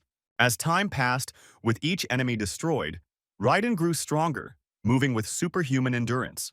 When he finally finished with the last monster, he noticed that Chloe was starting to lose her advantage in the fight. Her attacks were no longer as precise, and the king struck harder, squeezing the field around him. Realizing that she couldn't hold out for long, Raiden quickly rushed forward, snatching the girl from the clutches of the monster. He quickly carried her to a safer place, laid her on the ground, and immediately began the process of recuperating. His hands glowed with healing energy, but danger approached again, unexpectedly and mercilessly. The king fell back, not giving up, attacking from the shadows, trying to catch Raiden in the back by surprise. But the hero's instincts did not fail him, and he reacted in time, intercepting the attack and throwing back the enemy. A new phase of the battle began. The 2 fighters came face to face, and every second had its weight. Not wanting to give up the initiative, the monster summoned a new wave of subordinates to change the course of the battle. The situation seemed hopeless, but Raiden took it as a chance to try himself for real. Realizing that force alone was no longer enough, he decided to combine 3 projectiles into a single powerful shot. The energy around him flared, and the next moment, a blast wave threw all the monsters far back. Magical blasts of flame and ice flew through the air, covering the monsters in a wave of crushing force. One after another, the enemies fell to the ground, unable to withstand the continuous onslaught and pain. Raiden took up his sword, assuming that the main part of the battle with the king would begin now. The werewolf king rushed forward, leaving behind dust and a barely audible thunder from his steps. The hero did not hesitate. Right in front of him, an ice wall rose up, which was supposed to stop the furious acceleration. The wall cracked, and at that moment, Raiden fired all available projectiles, merging them into one attack. A powerful flash filled the dungeon as the blast hit its target, covering the monster's head. The king could not withstand the onslaught, fell to his knees and crumbled, leaving behind only fragments of strength.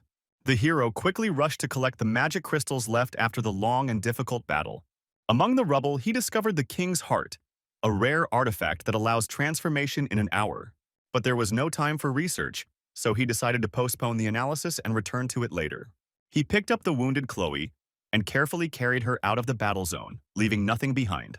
A short time later, they were already at the medical center, where assistance to the victim immediately began. Soon Carl appeared. He was worried about Chloe's condition, and he personally decided to find out the situation. Raiden assured that all the wounds were healed, but it was still better to take her to the hospital. The next morning, the girl approached the hero with gratitude, expressing warm words for saving her. Carl and the whole team joined them, and it was clear from their appearance that they were going on a raid again.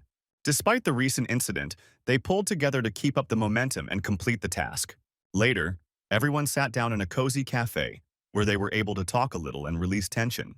The hero talked about his past, his old job, difficulties in the family, and everything he had to go through. Carl admitted that at first he considered him to be the descendant of rich people, because they were ordered to take good care of him. As evening settled over the city, Raiden was about to unpack his things before retiring for the night. But suddenly Chloe knocked on the door. She appeared unexpectedly, with apologies and a serious look. She said her first impression was tainted by the traumatic experience of her previous mission. At that time, the son of an official from the association behaved recklessly, and because of this, her previous team suffered. Although he went unpunished, the association punished the players who were only doing their duty. From then on, Chloe preferred to act independently, without relying on other people's orders or promises. Raiden listened carefully to everything and made it clear that he held no grudge and did not consider her guilty. It was important to him not only to trust, but also to understand that behind the neglect, there was real pain. He wanted to ask a few more questions, but he didn't have time. She herself was ready to answer honestly. Her openness pleasantly surprised the hero, and his attitude towards the girl began to change rapidly. Raiden became interested in Chloe's rare skill, the ability to temporarily transform into a predator. In her case, this leopard form significantly enhanced her physical parameters, especially speed and strength. However, despite the advantages, there were also weaknesses, almost zero magic and weak will. Realizing that the girl should not report to him, the hero decided not to ask unnecessary questions. A week passed, and the days passed without incident. Everything remained calm and a little monotonous. Battery sales continued steadily, filling Raiden's account without any difficulty. Eventually, he decided to go hunting again, wanting to stay in fighting shape for long. The guard at the entrance was a little surprised when he saw the hero's card, but still let him in. There was tension in the dungeon as Raiden slowly moved deeper, testing the shield's capabilities. He was amazed by the new power of the defense, but the delight lasted only a moment. The shield was destroyed. The blade cut him in half with such ease that it was as if his body was made of a thin layer of paper. A voice was heard nearby. It was the same former deputy chairman of the Sioux Guild who had disappeared without a trace. His gaze burned with hatred. He considered the hero guilty of his own fall, bringing down all the troubles on him. He admitted that he had set up a barrier in advance so that no one could hear their conversation or see the fight. His plan was simple: leave the country, but before that, destroy Raiden in revenge for everything. The former guild leader said that he wanted to start with the hero's family, but the security ruined the plans. He didn't want to take unnecessary risks, so he decided to attack at the very moment when the hero would be alone. While the enemy was speaking, Raiden had already managed to heal the wound. Although he understood perfectly well that this was not enough, the attacker was counting on this, and immediately after the words he rushed into the attack, not giving time for action. Raiden dodged at the last moment, but the forces were unequal, and there was almost no chance of victory. He pulled out the werewolf's heart, a recently discovered artifact, and swallowed it without hesitation. In an instant, his body changed, turning into a beast full of mad fighting spirit. With renewed vigor, he rushed at the enemy, wishing to end this furious battle with one blow. But the enemy seemed to have disappeared. Suddenly, he appeared behind his back, like a ghost, ready to strike. Raiden reacted at the last moment and managed to dodge, after which he immediately tried to strike. But suddenly, everything changed. The enemy seemed to be paralyzed by a sudden discharge of energy. The hero took advantage of this chance and moved forward, but the lightning sword had already disappeared from sight completely. Raiden lost focus for just a moment, and that was enough for the enemy to appear behind him again. Instantly, a new series of attacks began. The hero's body was pierced by thin and painful cuts from the blade. Following this, the name of the attacker was called out, introducing himself as the Lightning Sword from the Wind Clan. His movements were too fast. He suddenly appeared on the side and mercilessly cut off the hero's hand. Without giving him a chance to come to his senses, the enemy also dealt several blows to the werewolf's hind legs. Now Raiden lost his balance, but despite the pain and shock, he still managed to stay on his feet with the last of his strength. The attacker began the interrogation.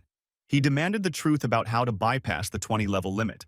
However, the hero did not even think about giving up, knowing that silence was the only thing that could save the situation. He bit his lip to keep from screaming in pain, but didn't say a word looking forward. Then the enemy began a new series of blows. Pieces of meat fell, leaving the body bloody. For a moment, Raiden felt the thought of surrender rise in his heart. the first time in his life that it had felt so acute. However, almost immediately he destroyed it within himself, replacing it with a firm intention to betray nothing. The hero no longer asked for mercy. He only thought that if he were to die, then only as a man with honor. So the enemy didn't waste time. In one lunge, he swung and mercilessly cut off Raiden's head. But before he could even catch his breath, a werewolf's powerful paw crashed into his back. The enemy turned around in shock. Raiden was standing behind him, alive, without a head on his shoulders. He silently lifted his own head from the ground and planted it back as if nothing had happened before. After a few minutes, the hero's body was completely regenerated, without a single rip on the skin. This power frightened even him. Such a revival seemed like something beyond reality. Raiden knew that telling even the most trusted person about this would be a big mistake. If the association finds out about his true level, everything could be turned upside down. He realized that he couldn't leave traces, so he decided to burn his opponent's body down to the ground in ashes. After the enemy was destroyed, only a sword, pieces of armor, and a mysterious skill book remained on the ground. When he picked it up, he found out that it was a lightning breath technique of a high, heroic level of strength. Without wasting any time, the hero activated the book, and his body was instantly filled with new energy and lightning. He immediately tested the skill in action. A bolt of lightning struck the target accurately, leaving a crater in the ground. The explosion of power surprised him. He did not expect it to be so powerful and destructive. Subsequently, he was awarded 3 titles at once, emphasizing his level, influence, and achievements. However, the hero decided to avoid frequent use of ranged combat, since it destroys the reserves of lies. A week passed when negative reviews about the product with batteries started to appear on the forum. Users complained about the high price and even suggested organizing a protest or boycott. This made Raiden tense up a bit, though he continued to watch the situation silently. Another month passed when he ran out of points to purchase 2 important skills. Since the choice was not easy, he decided to postpone it until tomorrow to think it over. This day was his only day off in the last week, and the hero decided to just rest a little. Turning on the TV, he stopped at a road that was filmed in honor of the 20th anniversary of the Cataclysm. The plot was about the past, but everyone was worried that this date would once again become the beginning of a new tragedy. Nothing special happened on the 10th anniversary, but now the wave of rumors spread rapidly. The media reported that the number of dungeons was decreasing, but this later turned out to be just a fiction. Raiden continued watching, occasionally thinking about the skills he had yet to master. Suddenly the house began to shake, and a dull rumble was heard in the air. The floor began to sway underfoot. The hero ran to the window and saw new gates opening in the city and monsters breaking out. Without hesitation, he grabbed his gun, threw open the window, and jumped out into the chaos of the street. He immediately entered into a fight with the monsters, trying to protect peaceful people fleeing from danger. However, the number of creatures grew by the minute. The situation was getting more and more out of control. Soon other players appeared, and special forces and army vehicles with military personnel began moving through the streets. Martial law was declared, and the authorities began an emergency mobilization of all active players. Raiden immediately established contact with Yuna, informing her of the critical situation in the city. After listening to him, she immediately gave the order to lead the arriving players and stabilize the situation on the spot.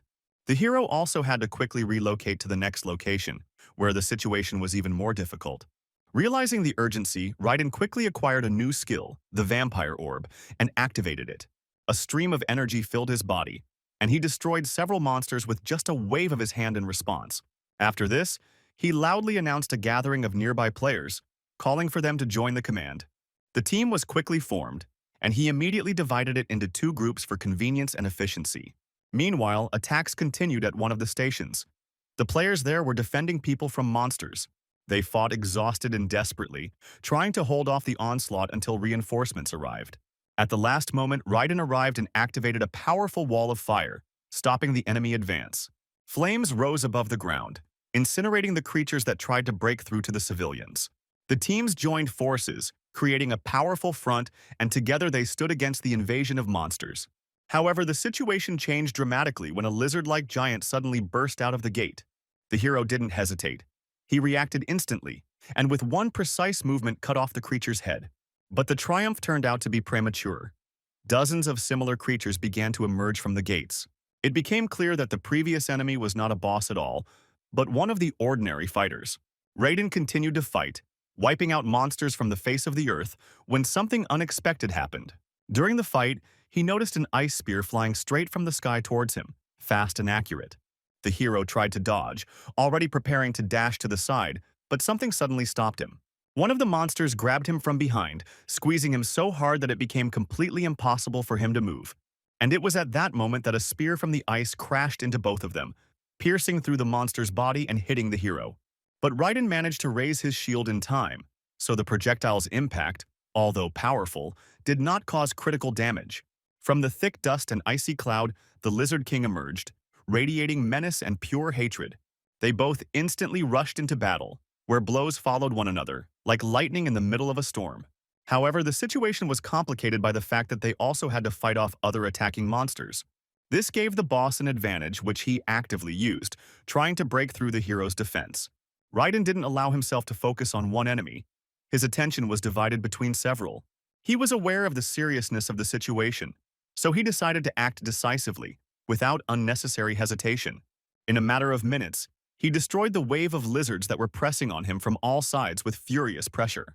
The battlefield became quieter, and now only one enemy remained, the king of these creatures himself. An hour of tense confrontation passed before the hero defeated each of them without regret. Leaving only his main enemy alive, he gathered his strength and rushed at him with everything he had. The fight was incredibly grueling, but in the end, it was Raiden who emerged victorious. For this, he acquired a new skill, the White Lizard King's Ice Breath of the extreme level. After the fight, he sank to the ground exhausted and sat for several minutes, recovering his strength. Mana slowly returned to the body, so the hero collected his thoughts and began to collect the received crystals. Over the next 3 days, the monsters continued to press forward, attacking without respite. This has had a significant impact on the global economy, causing profound disruptions in all chains. A huge shortage of electricity, gas, and fuel has caused chaos and panic in many areas. The country's leadership decided to begin emergency construction of camps for defense and evacuation. This allowed for a reduction in protected areas and led to a complication of logistical processes. Under such conditions, industry actually came to a standstill, and the production of goods became impossible. Raiden quickly felt the effects on himself. There were almost no goods left for sale. Understanding the situation, he gathered his gear and without hesitation went on to work. Having taken his place in the plane, the hero instantly gave orders to the team and jumped out without delay. The fall was swift, but a moment later his feet touched the ground and the real battle began. He immediately rushed to destroy the monsters, leaving them no chance to take even a step back. However, the feeling was strange. Something in the enemy's behavior was sharply different from the usual patterns. The orcs fearlessly broke through the wall of fire created by the hero as the main barrier. They seemed to have lost their common sense, but they quickly turned around and started running away. Raiden had no intention of letting them escape, so he quickly overtook them and attacked from behind.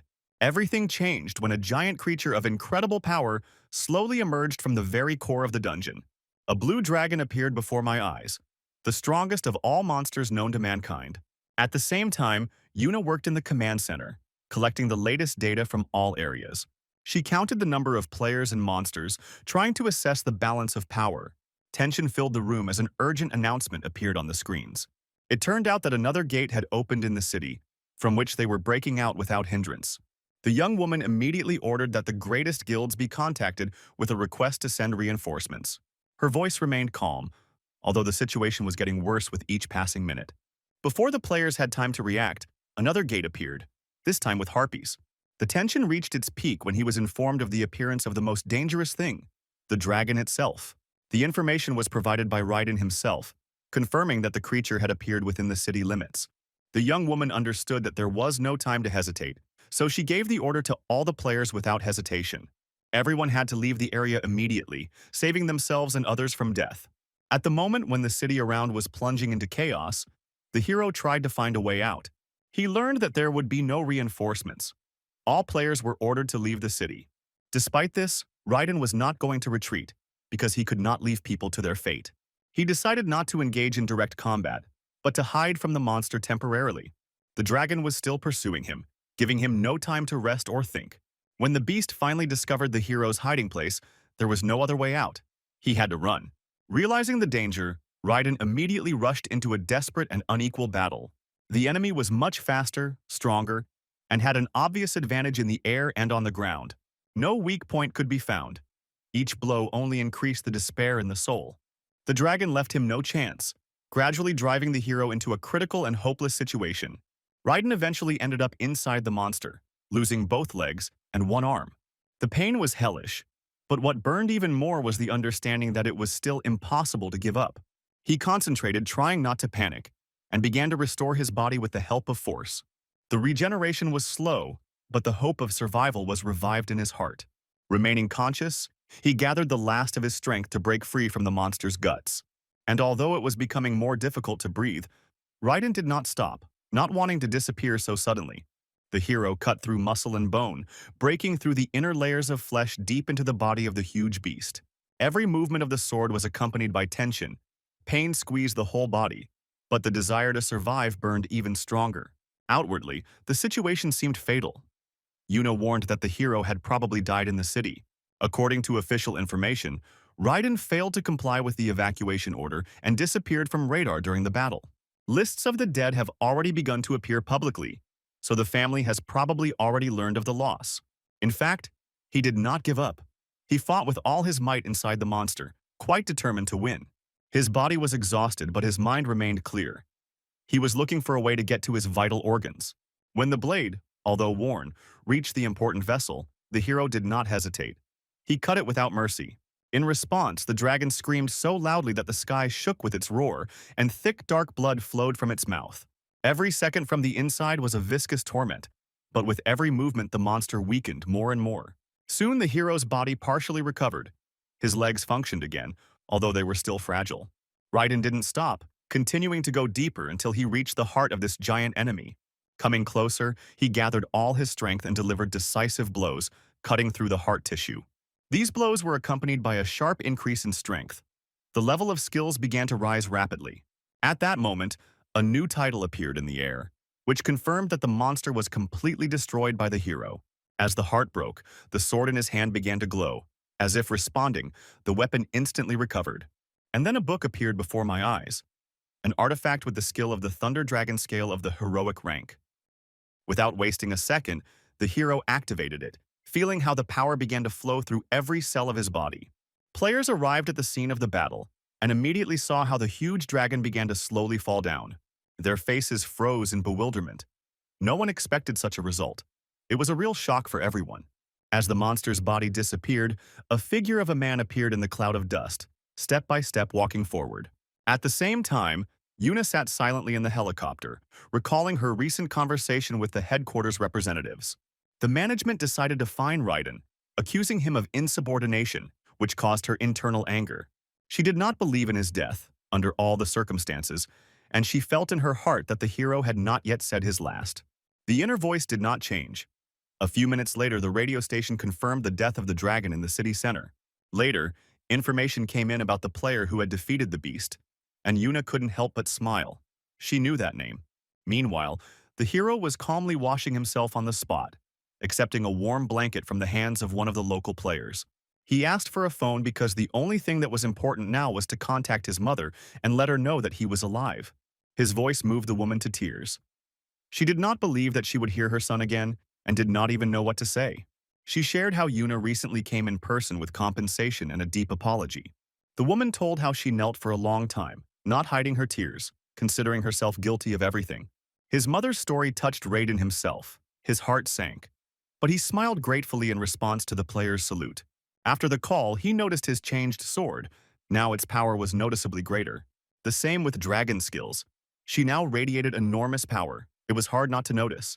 Sitting on the ground in worn-out clothes, he thoughtfully dreamed of the warmth of home, tired of endless battles. But suddenly, like lightning, Yuna jumped from the sky, from a helicopter, and immediately ran towards him. She hugged him with all sincerity, not holding back her joy, as if she had finally seen someone very dear. But a moment later, her gaze fell on his outfit, parts of which were literally torn or burned. This made her frown, as it was only now that she realized how hard the battle had been for this guy. After a tough fight, the hero was brought a change of clothes because his outfits were barely holding up after all the damage. Other players arrived at the scene, among whom immediately appeared those who began to joke about the situation. Several of them hinted that there was more to Yuna and Raiden than just a working association relationship. One of the girls came closer, assessed the hero with her gaze and made a compliment, playfully throwing questions. The young woman, noticing this, could not contain her emotions, stepped forward and abruptly stopped further conversations. She ordered Raiden to undergo a medical examination first. Everything else would be decided later, not now. After this scene, the situation calmed down a bit. Everyone understood that the hero needed rest and peace. It was later revealed that he had stopped stocking new items due to a boycott by buyers. But after just a few days, the situation changed. Buyers began to apologize and ask to return to trading. They admitted their guilt and shifted responsibility to one of the users who started the rebellion.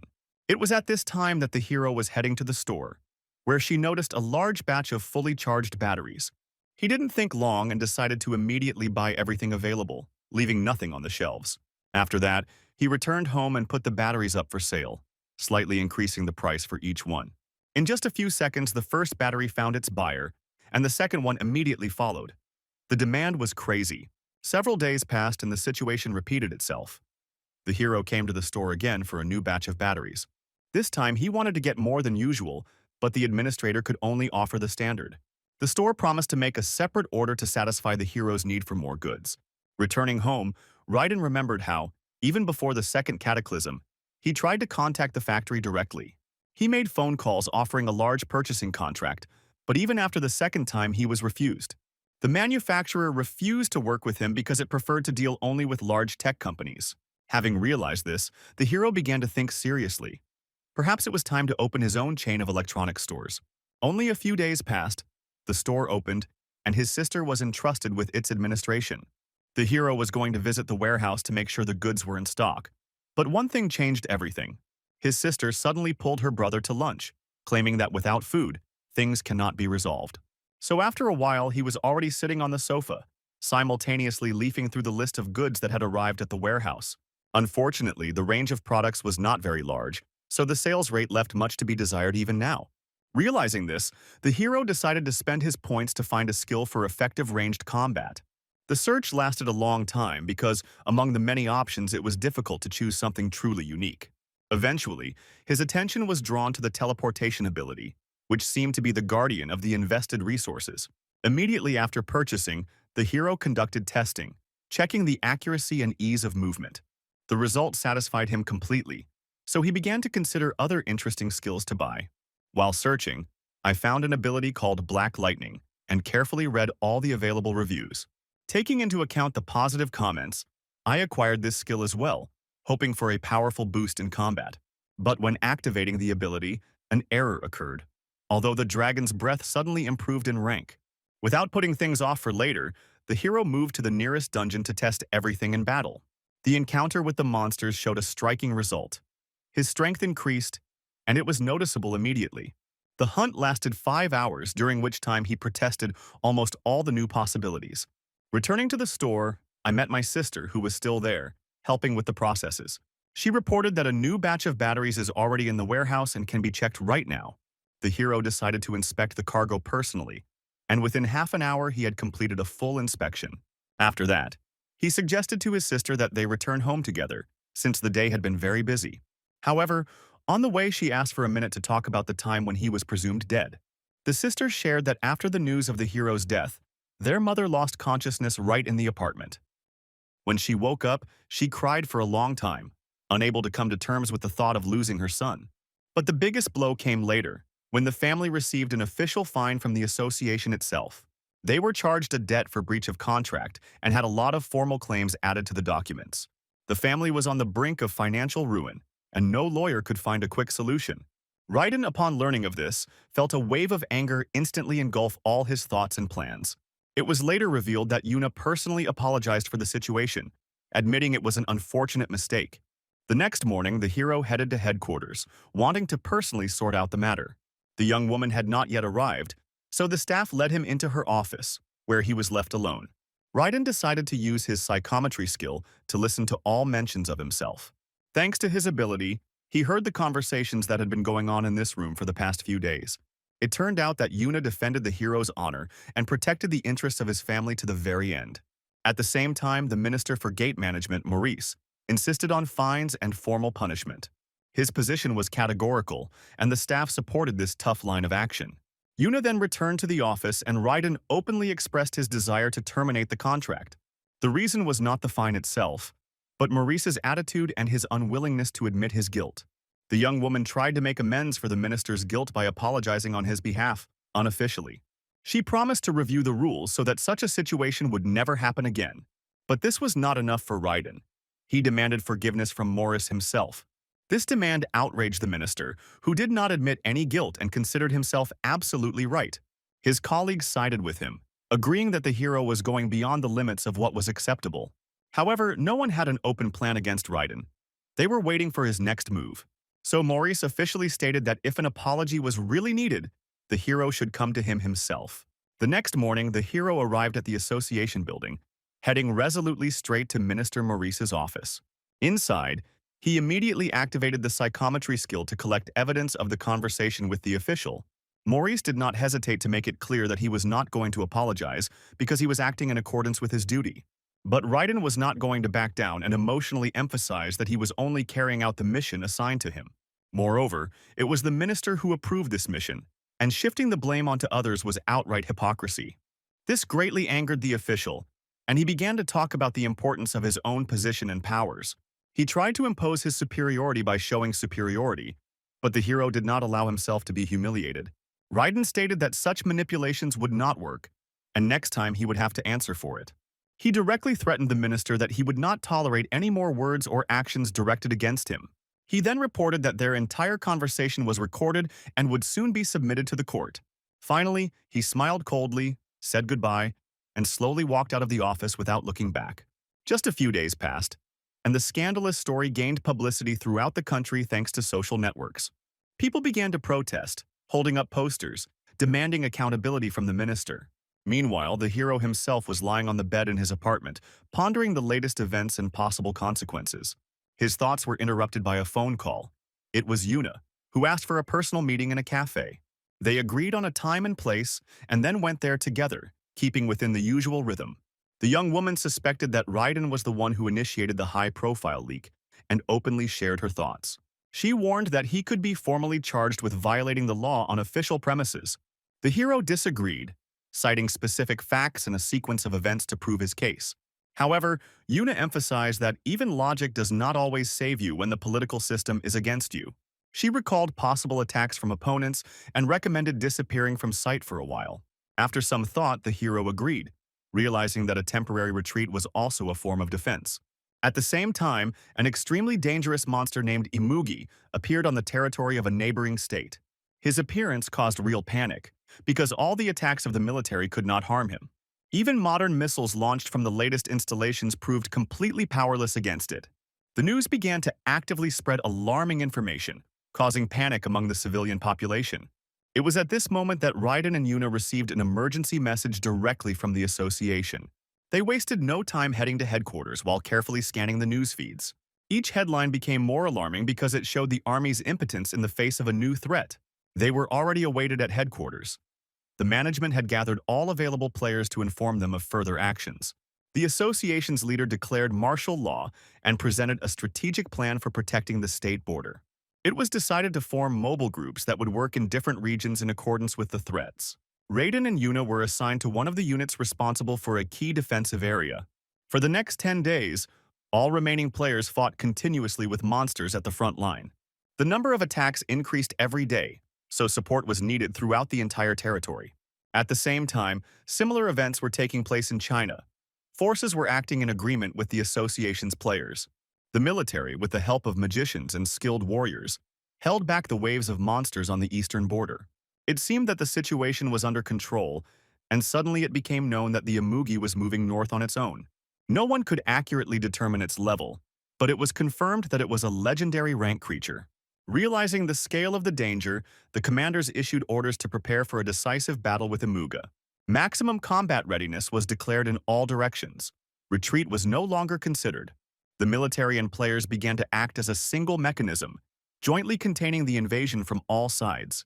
Meanwhile, Raiden, after activating his new skills, immediately headed to the association's headquarters. Inside, numerous volunteers had already gathered, preparing for a large-scale defensive operation. After a short check, He was given a special card with access to the internal sectors of the headquarters. Next, he went into a small room where, according to protocol, the entrance test was supposed to begin. When the hero activated his new ability, something went wrong. The skill began to resist. Only a moment later, the system could not withstand the stress and unexpectedly ended the test ahead of schedule. The hero's abilities were assessed as exceeding expectations, and he was immediately transferred to another unit. A few days later, the situation at the front changed. Monsters began to attack the border en masse. The military used modern missiles to target the Imugi's body with maximum precision. At the same time, players cleared the area of weaker monsters that appeared near the main target. But each subsequent attack had less and less effect on the Imugi. It did not show any exhaustion.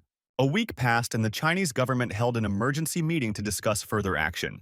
Officials could not agree on a future plan because the risk remained too high.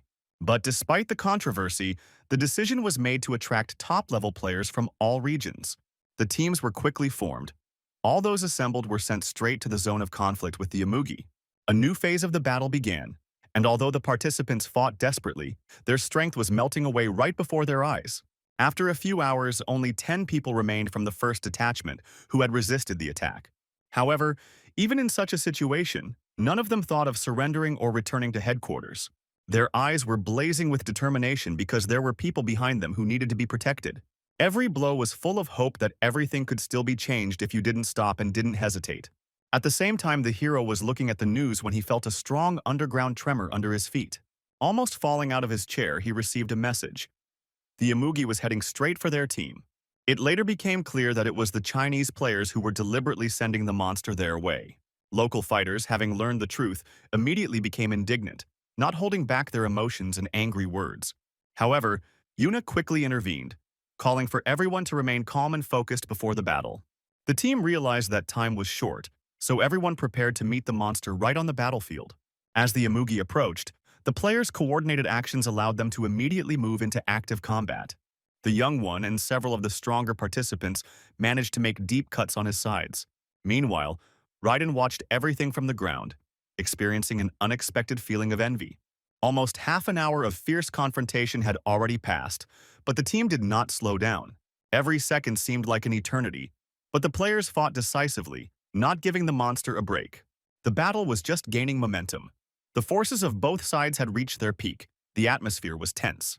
And it was at this moment that information appeared about the Imugi's ability to go into a state of absolute berserker.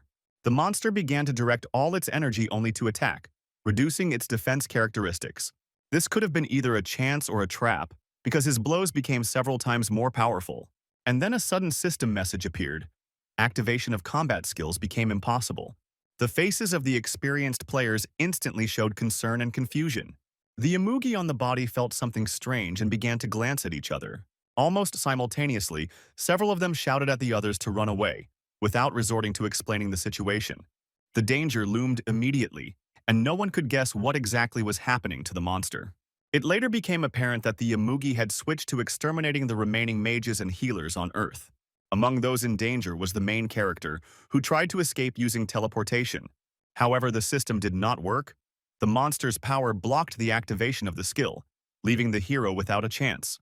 That's why he received a powerful blow from the Imugi's tail, throwing him forward several meters. Despite the pain and fatigue, the hero managed to stay on his feet, gritting his teeth from inner rage. He grabbed his shield and sword, preparing to defend himself, although he understood that he had almost no chance of surviving. Another blow passed almost through, causing him to lose his balance and almost fall unconscious. There was no equipment or support around. The hero was left in the middle of the battlefield with the monster. Suddenly he noticed that his sword, which he had lost earlier, was stuck in the tail of the Imugi itself. Slowly, without taking his eyes off the monster, he began to approach, losing strength with each step. The system messages poured in one after another, filling the interface and forcing me to concentrate. According to them, the sword absorbed the monster's blood, which gradually changed its internal structure. Every drop of absorbed energy strengthened the weapon, giving it new magical properties. While the hero was trying to reach his blade, the other players continued to fight without stopping. The monster was weakened, but still dangerous, so the fight continued with maximum effort. Eventually, the combined team's efforts paid off. The Imugi fell and its body began to disintegrate. A wave of dust and light spread across the surrounding area, causing the players to cover their eyes with their hands. In the ensuing silence, the hero's sword began to glow with a new radiance, as if it had received the blessing of victory. The hero did not waste time and immediately raised the sword, which in the blink of an eye changed its color and combat characteristics. Its indicators increased to an unprecedented level, and a special magical energy seemed to bubble around the weapon. The news of the victory over Imuga spread throughout the world, and the eyes of many countries were glued to this battle. World media continuously broadcast footage from the battlefield, telling stories of the heroism of the country's defenders. A few days passed and Raiden was back to his usual routine, being in his warehouse with a permit. He received confirmation of participation in an auction where several legendary combat skills were to be put up for auction. Along with this, he also received a monetary reward for the destruction of the monster that threatened humanity. Suddenly the phone rang. Yuna got in touch, offering the opportunity to buy a rare skill. She asked if he was interested in a legendary level ability with support at the auction. However, the details remained secret until the last moment. Everything will become known only before the event. Raiden knew that the lack of information was not giving him the full picture and was making his next choices more difficult. Therefore, he put forward his condition. Support would only be appropriate in the event of a complete termination of the contract. If the contract binding him to lifelong service is terminated, he will make a contribution. Otherwise, the hero was not going to accept this offer despite its benefits. He stood firm in his position because freedom was much more important to him than any skill. Several days passed, and Yuna made a bid at the auction, receiving the Black Dragon Spear into her possession. The audience was still recovering from the previous lot when a new, already anticipated item was brought onto the stage. As expected, it was received by the hero, who had managed to prepare for such a result in advance. However, after clarifying financial issues, something unexpected arose. The association's debt was growing at an insane rate. The total debt amounted to trillions of won, which sounded like a death sentence and a complete loss of freedom. Gradually, he realized that he was practically bound by a contract that made him their debtor. Meanwhile, Yuna was also deep in thought, remembering that she didn't get the achievement for the fight with the Imugi. She was surprised that not a single player on the team told her about it, as if everyone was keeping silent by conspiratorial decision.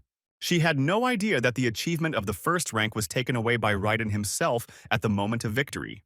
This fact remained hidden, which only increased her bewilderment and forced her to reconsider the events. His deep thoughts were interrupted by the appearance of the hero, who approached him to congratulate him on his auction success. She also noted caution with new skills that required close supervision. Yuna also opened up and admitted that the entire auction was organized as an association order. Her honesty made an impression, and the hero thought about her words and motivation for a long time after his shower. He noted her determination, while not hiding his gratitude for her sincerity and trust. After retrieving the book from subspace, Raiden attempted to activate the skill, but failed on the first try. He then decided to use another ability, expecting a change, although he was not sure of the result. To his surprise, both skills merged into a single form, giving birth to a new power with unprecedented potential. A little time passed, and the hero went into the dungeon, wanting to test his new powers during the hunt. The skills were powerful, and each attack destroyed the opponents with precision worthy of respect. After returning from the battle, he saw a message from Yuna, who asked him to call back if possible. During the conversation, she asked to go to a cave where there was a catastrophic shortage of experienced players. The hero found it difficult to answer, and a few minutes later a helicopter was heading in his direction from the military base.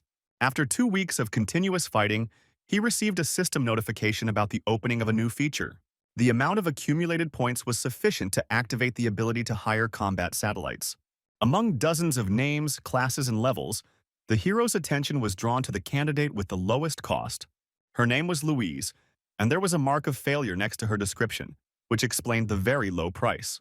Without hesitation, the hero hired the girl, after which she appeared in the light of the summoning rays in front of him. Her face reflected genuine surprise when he didn't demand a fight, but only wanted to chat a little.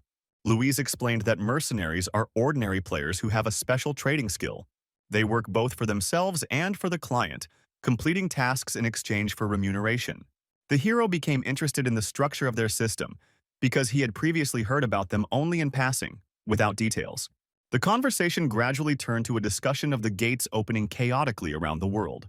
However, even she, despite her status as a mercenary, did not have deep information about the source of the threat. Both felt that the general mechanism for the appearance of monsters remained a great mystery to everyone.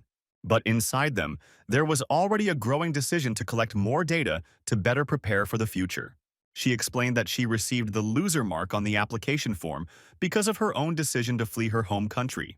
She was once a simple hunter who fought monsters and became a level 1 player on her own. Over time, the girl began to acquire skills, equipment, and went hunting every day for the sake of survival. This continued for many years, and she stayed afloat for 16 full seasons. But after the start of the second cataclysm, the situation got completely out of control, leaving no choice. Despite all efforts, combat power did not help, and the enemies destroyed everything in their path. She then activated the spatial movement technique, trying to hide in a safe place. Instead, she found herself stuck in an interdimensional vacuum where there was no light, no matter, no time. There was complete silence and endless darkness, swallowing up all hope of salvation. Its only support was the skill system, namely the division for registering free mercenaries. She put herself forward, hoping that some player would take her into his world. One after another, applicants appeared, but all categorically refused to grant him asylum, until one of the players offered a tough condition: to pay 24 million points. This was only possible in limited cases where both parties had related skills. To confirm her words, she even showed the mechanism of this system using the hero as an example. She then refused the deal, but the player hired her again and again put forward the same condition. Eventually, the girl agreed and began to work, hunting non-stop, only for sleep or short meals. Her profits stabilized and she could breathe freely again, albeit briefly. When the player demanded even more points, she terminated the contract and was left without orders. Since then, she remained alone and jobless until she finally received a call from Raiden. And now she asked for the same opportunity, to stay in his world forever, without returning. She promised to bring in a daily profit of 24 million points. It also guaranteed full combat readiness, carrying out a hunt at any point at the hero's request. The hero needed time to think, because the decision was not an easy one, so he was in no hurry to make the final choice. After a brief hesitation, he decided to rehire her to take a closer look at the statistics window. He was amazed by the amount of more than 3,500 points that the girl had accumulated over her life. But despite his impressive performance, Raiden was in no hurry to make a long-term commitment to her. Therefore, I decided to work together temporarily at first, choosing her as a mercenary only for individual outings into battle. This allowed us to assess the situation, collect results, and avoid hasty decisions in the future. They went to one of the dungeons where, with their joint efforts, they quickly dealt with the invasion of monsters. During the fight, she noted that this world was very convenient for hunting due to the lack of competition. There were no lines or fights over loot, which was a big contrast to what she was used to. After completing the mission, they said their goodbyes, and Raiden signed a short-term contract. A week passed and the changes became noticeable. The number of titles, achievements, and profits increased significantly. He noted with surprise that all this began immediately after he first invited her to the team. This made me think that perhaps her influence was much greater than it seemed at first glance. After another hunt, the girl shared her comments on sword technique. In her opinion, the hero's movements were not polished enough, and the style needed significant improvement. She advised hiring a professional swordsman and taking at least a basic course of individual training. Such a decision could significantly increase Raiden's combat effectiveness in future confrontations. Then she suddenly suggested that he test his skills in combat, excluding all skills. This decision was unexpected, but the hero agreed without hesitation, wanting to test his true skills. Within a few minutes, both were sparring, keeping their distance and analyzing their movements. Raiden tried not to lose, but after 3 minutes he recognized his opponent's clear advantage. Her technique was precise, her movements were polished, and her blows came from everywhere, leaving no chance. After the fight, she explained that she had many years of experience and a high rank as a player behind her. The hero realized that without proper education, growth is limited, and made an important decision for himself. He sincerely asked the woman to become his mentor in order to improve his swordsmanship and grow in combat. She accepted the offer, and from that moment on their training became a regular part of every day. Several months passed and the association sent elite players to the north to clear the dungeons. Raiden was also among them, but the routine environment gradually led the players into a state of apathy. Players from guilds, although they wanted to cooperate, lost interest and wanted to quickly return back. Life in those conditions was far from comfortable. Everyone lived in tents because there were not enough buildings. Food consisted mainly of canned goods, and water often had to be waited for or purified by hand. The association's players did not mix much with others, focusing primarily on completing tasks. Raiden himself was interested not only in hunting, but also in further training from an experienced mercenary. After another training session, they discussed the preliminary agreement about her life in his world. The hero promised to make efforts to resolve all issues related to her status in the system. But what bothered her more was the identification photo, which caused her internal resistance. She felt that she no longer looked so young and doubted whether she would make the right impression on the system. Her concern was sincere, because appearance is not just a look, but a symbol of faith in one's own presence here. The next morning, the hero set out on another raid, hoping for a quick hunt without any unnecessary surprises. However, even before the first fight, something was bothering him, as if someone was watching him from a great distance behind his back. Before he could look back, he came across a group of monsters lying in wait at the very entrance to the cave. He instantly activated his abilities, destroyed his opponents, and assessed the seemingly rather quiet situation. But deep down, there was still an unpleasant feeling that someone was hiding in the shadows and giving me no peace. A moment later, he felt another presence again, as if a gaze was piercing through his back and did not disappear. Without hesitation, he activated his combat skill and turned sharply, trying to hit the enemy at once. But his blow missed. The opponent turned out to be not only cautious, but also surprisingly quick in his actions. Suddenly, a silhouette appeared before him. Silent, agile, dressed in the dark gear of a killer. Without further ado, a rapid duel began between them, turning into a real dance of death. The enemy had teleportation technology, thanks to which he disappeared and appeared on the other side every now and then. His movements were too fast, and it seemed like he could hit from everywhere at once. Despite this, Raiden remained calm and acted methodically, not allowing himself to be caught off guard. Each blow from the hero carried with it a power that made it clear that the advantage was gradually shifting to him. Although the attacker did not stop his attacks, it was difficult for him to hold back the onslaught, which grew stronger with each passing minute. Their duel stretched out over time, turning into a test of not only skill, but also endurance. Every movement, every dodge was calculated to the second, as if both were acting on the edge of human capabilities. Although the enemy was cunning, he was inferior to the hero in strength because he held on confidently and did not give in to weakness. The enemy suddenly changed tactics, refusing to fight and deciding to retreat from the battlefield. But the hero was not going to allow escape, so he immediately rushed after them, reducing the distance with each step.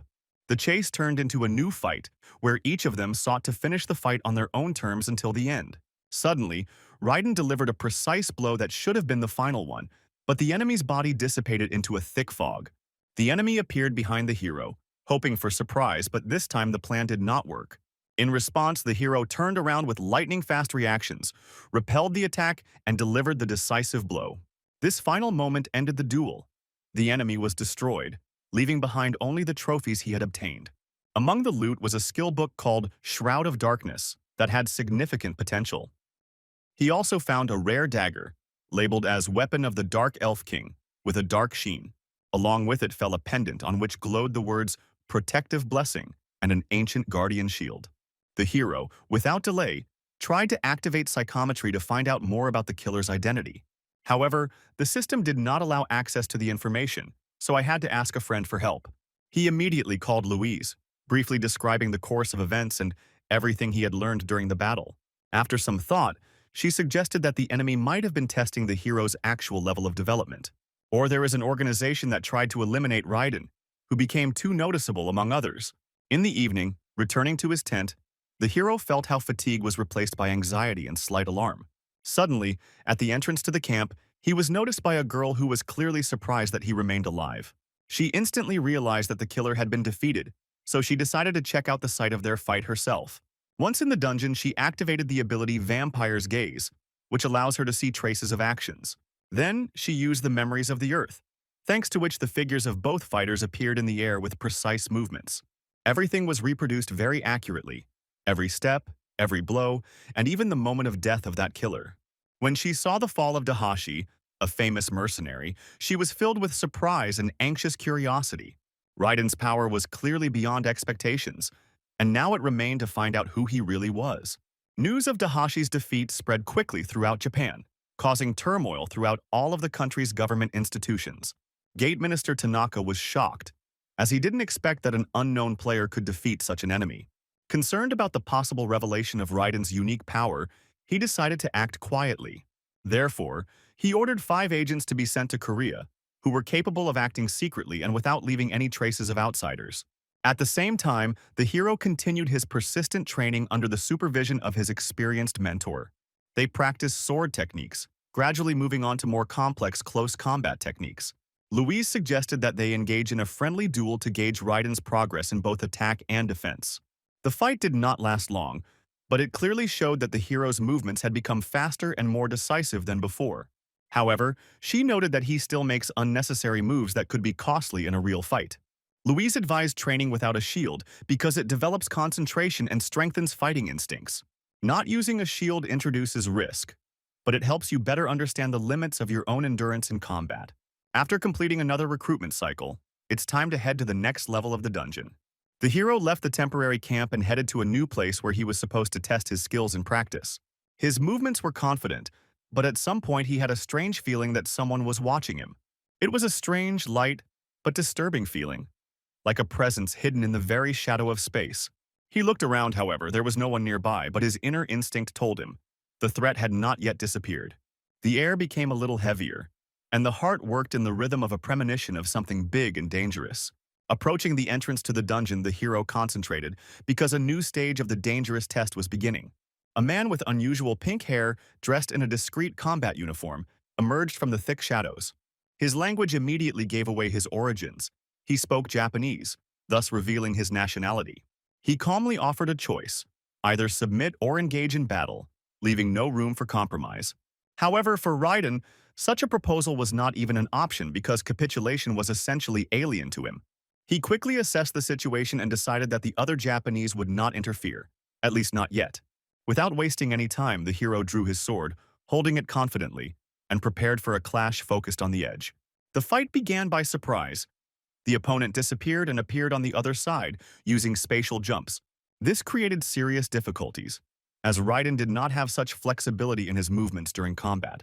However, he did not panic. On the contrary, he immediately began to control the expenditure of lies in order to prolong the duel. Both opponents acted with exceptional precision, demonstrating experience, agility, and endurance without tiring. Other agents watched from the sidelines and did not hide their surprise. They did not expect such a level of fighting. Especially considering that the hero had only awakened his power a year ago, it was incredibly impressive. Their mission was purely analytical, to observe, analyze, and try to deduce patterns. They wanted to understand exactly how Raiden made such progress so they could replicate it for other players. Meanwhile, the fight did not lose its intensity.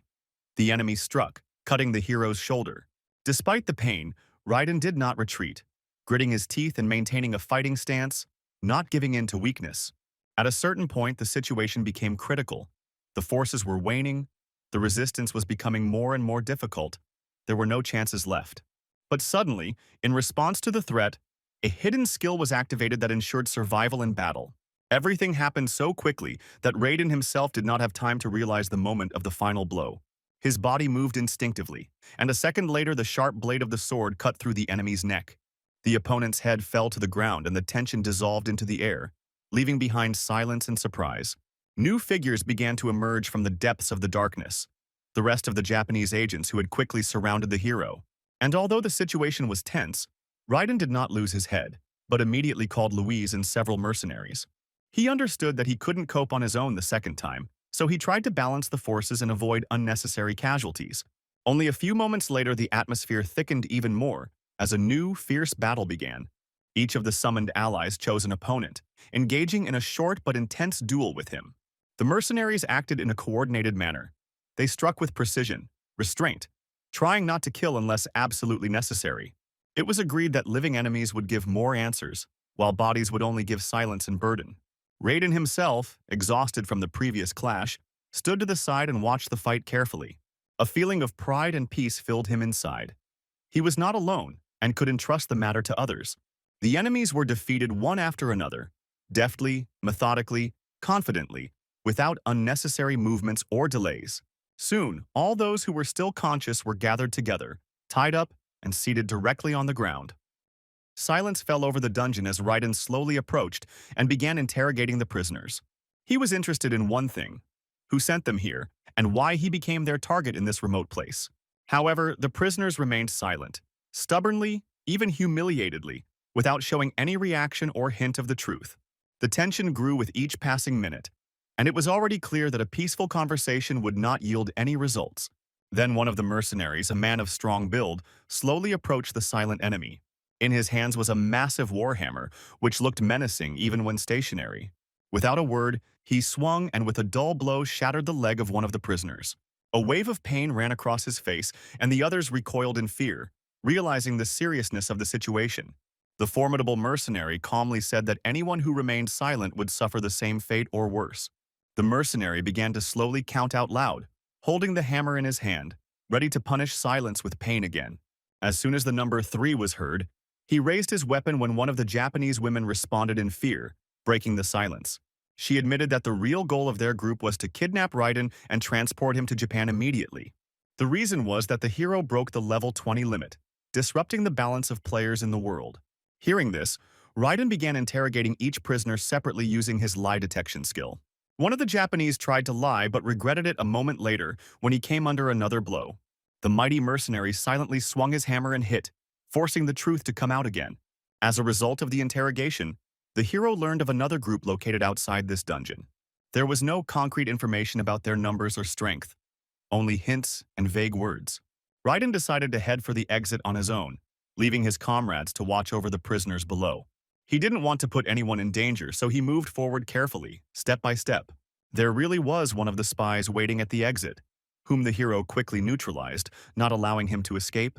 After a short check of the area, Raiden returned back to the dungeon without further ado.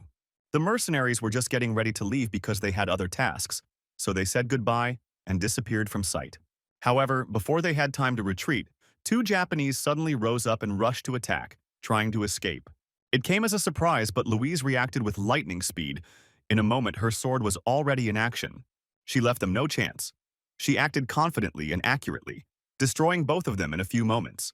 Raiden saw the others try to hide behind him, but he no longer hesitated. He destroyed them personally. He acted decisively, leaving no room for regret or hesitation because it was already war.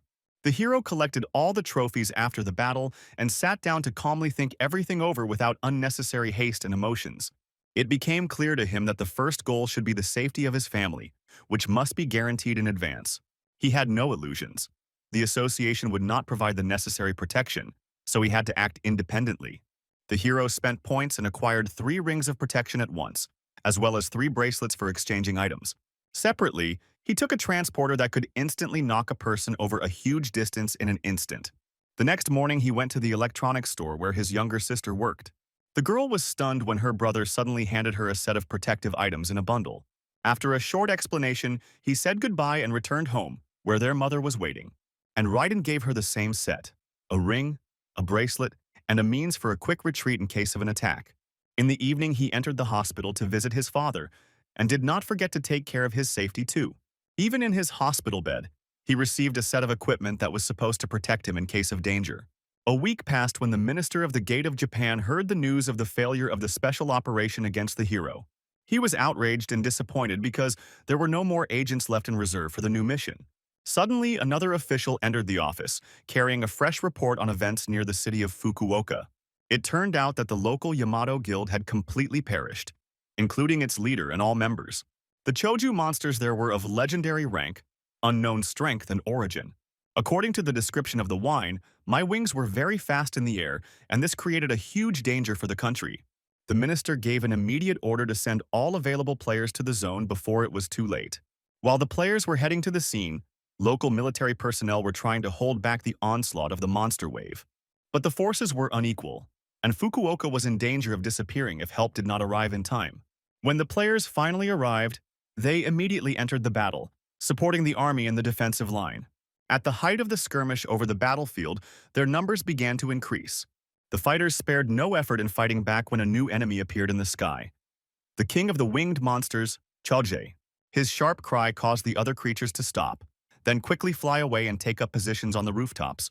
Several attack helicopters were shot down with a single wave of his wing before they could even respond.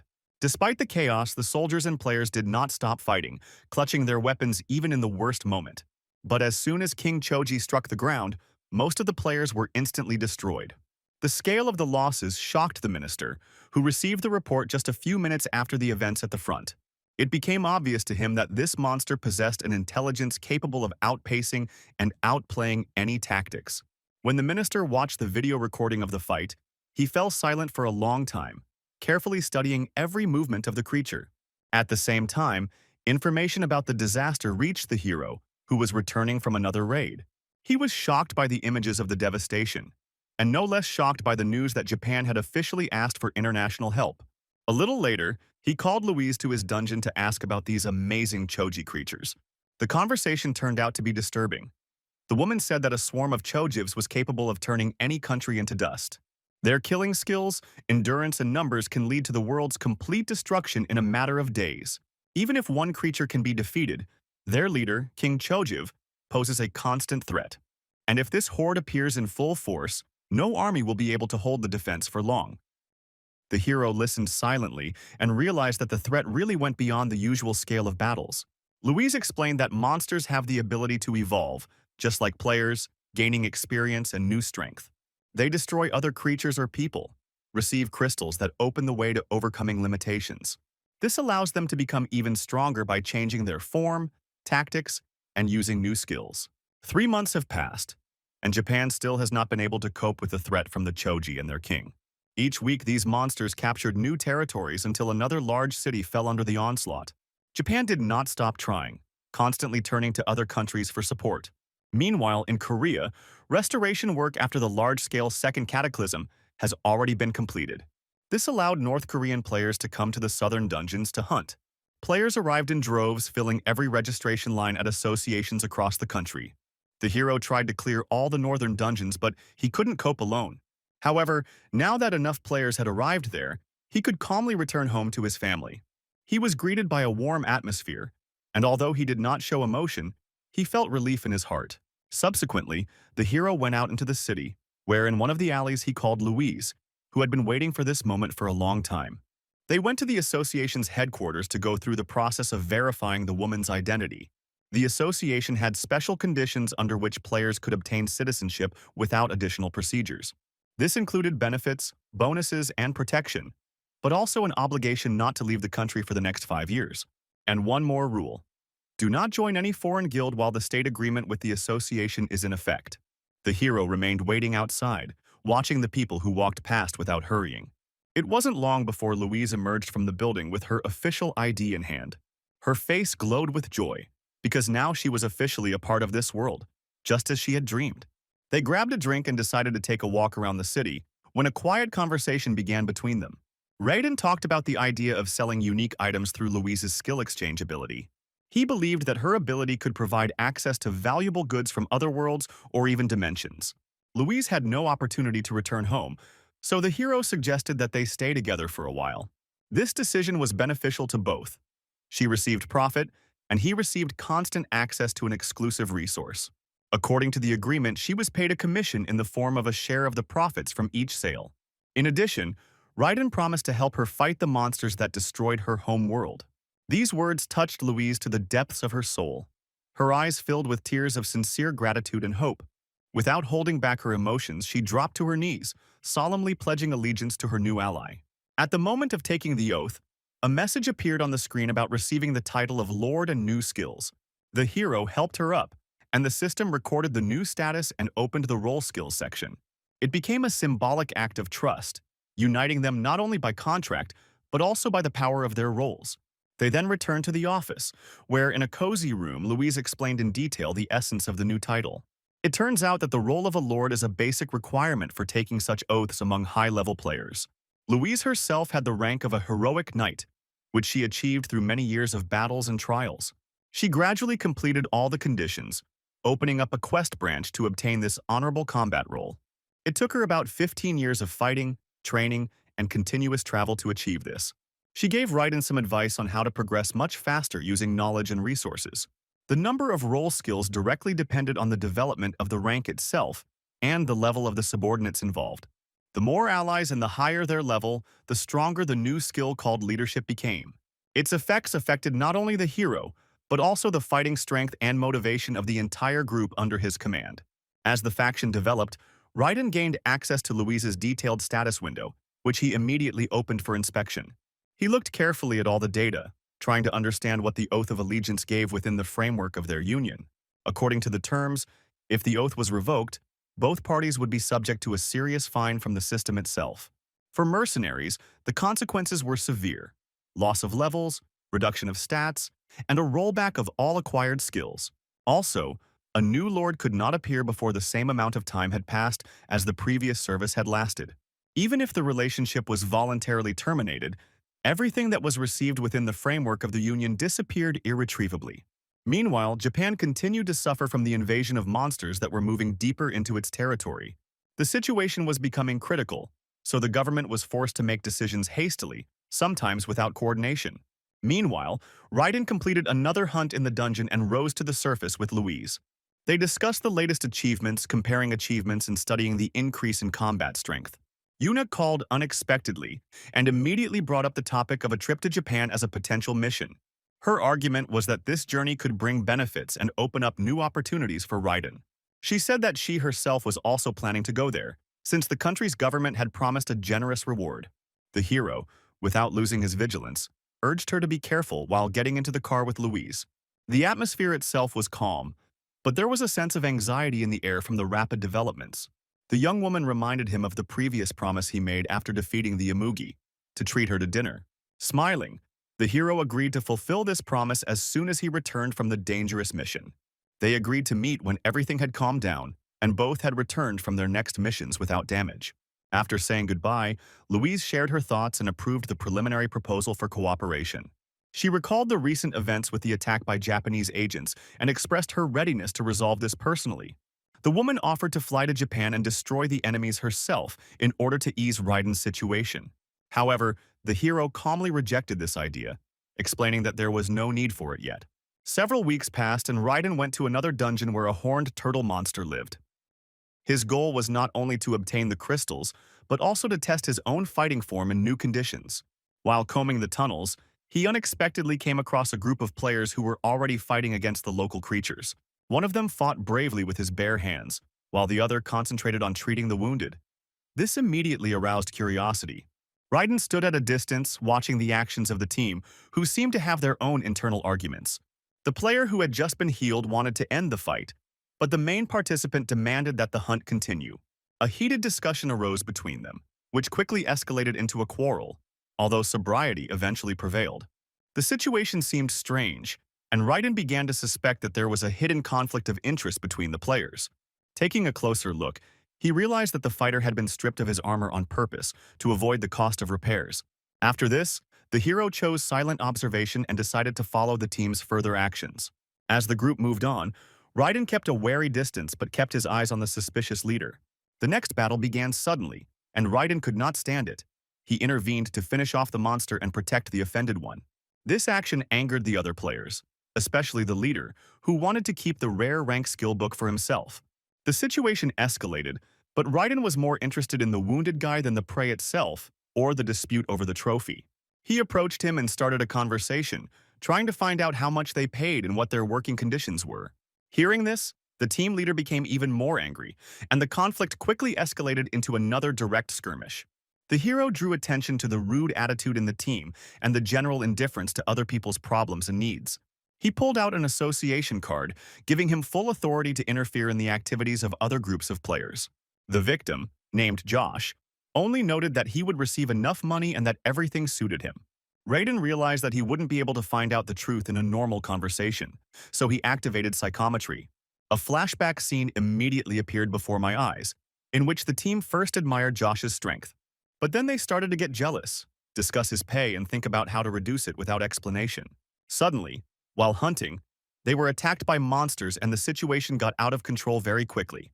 In a panic, the leader ordered Josh's armor to be removed so as not to waste points on repairing it.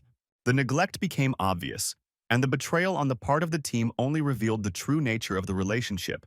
That evening, Josh returned home, where his worried sister asked him to save his strength and not disappear. She said she started working to help her mother pay for ongoing treatment. The next day, the leader threatened that if Josh talked, he would no longer be able to hunt with them. The hero realized that words would no longer help and ordered everyone to go outside for a check. The team felt threatened, and the tension between the sides grew with every minute of silence. Raiden, meanwhile, turned to Josh with a promise of help if he would just close his eyes. He promised that he would be able to buy everything that the family needed, even tasty things for his sister. When the leader suddenly attacked, the hero calmly dodged and with one movement deprived him of his arm. The other team stood frozen in indecision, unsure of what to do after such a sudden turnaround. The leader, kneeling down, seemed to agree to appear before the court, admitting guilt. But the hero silently took a step forward, without hesitation, and delivered a decisive counterblow. After the fight was over, everyone went to the exit of the dungeon, where police officers were already waiting for them. Law enforcement officers detained the perpetrators, and each was taken in for questioning for further investigation. The next morning, Josh's mother was already in the hospital receiving proper medical care. The guy promised not to leave the kindness unanswered and offered help in future battles. Raiden asked him to show his status, and the stats window actually caught Louise's interest. The woman immediately noticed the great potential that could be directed towards developing the knight class. The right approach could turn the guy into an irreplaceable fighter, strong, resilient, and reliable. When Josh expressed a desire to train, Louise suggested a special form of submission. She explained that the connection with the hero would open up new opportunities for both parties to this agreement. Raiden agreed, and first of all decided to strengthen the guy's body by using a magic pill. He also gave him rare skill books that greatly increased his basic combat potential. Louise then noted the importance of hunting alone to achieve personal achievement. This will help to strengthen endurance and also teach you to overcome difficult situations on your own. To begin with, they went into a dungeon together to test Josh's actual fighting skills. The young man entered into a skirmish with the woman, showing everything he was capable of at that moment. The battle lasted for about 2 hours and he fell to the ground, completely exhausted, unable to get up. But despite her fatigue, Louise was pleased with what she saw and recognized Josh's high potential. She understood that this guy would show himself and surprise many with his future achievements. Meanwhile, in Japan, battles with the Choji continued, each victory achieved at an incredible cost. Players have reached the mark of 400 destroyed monsters, out of the planned amount of 1,500. At the same time, the commanders transmitted new information to headquarters about the forceful influence of the yellow monster.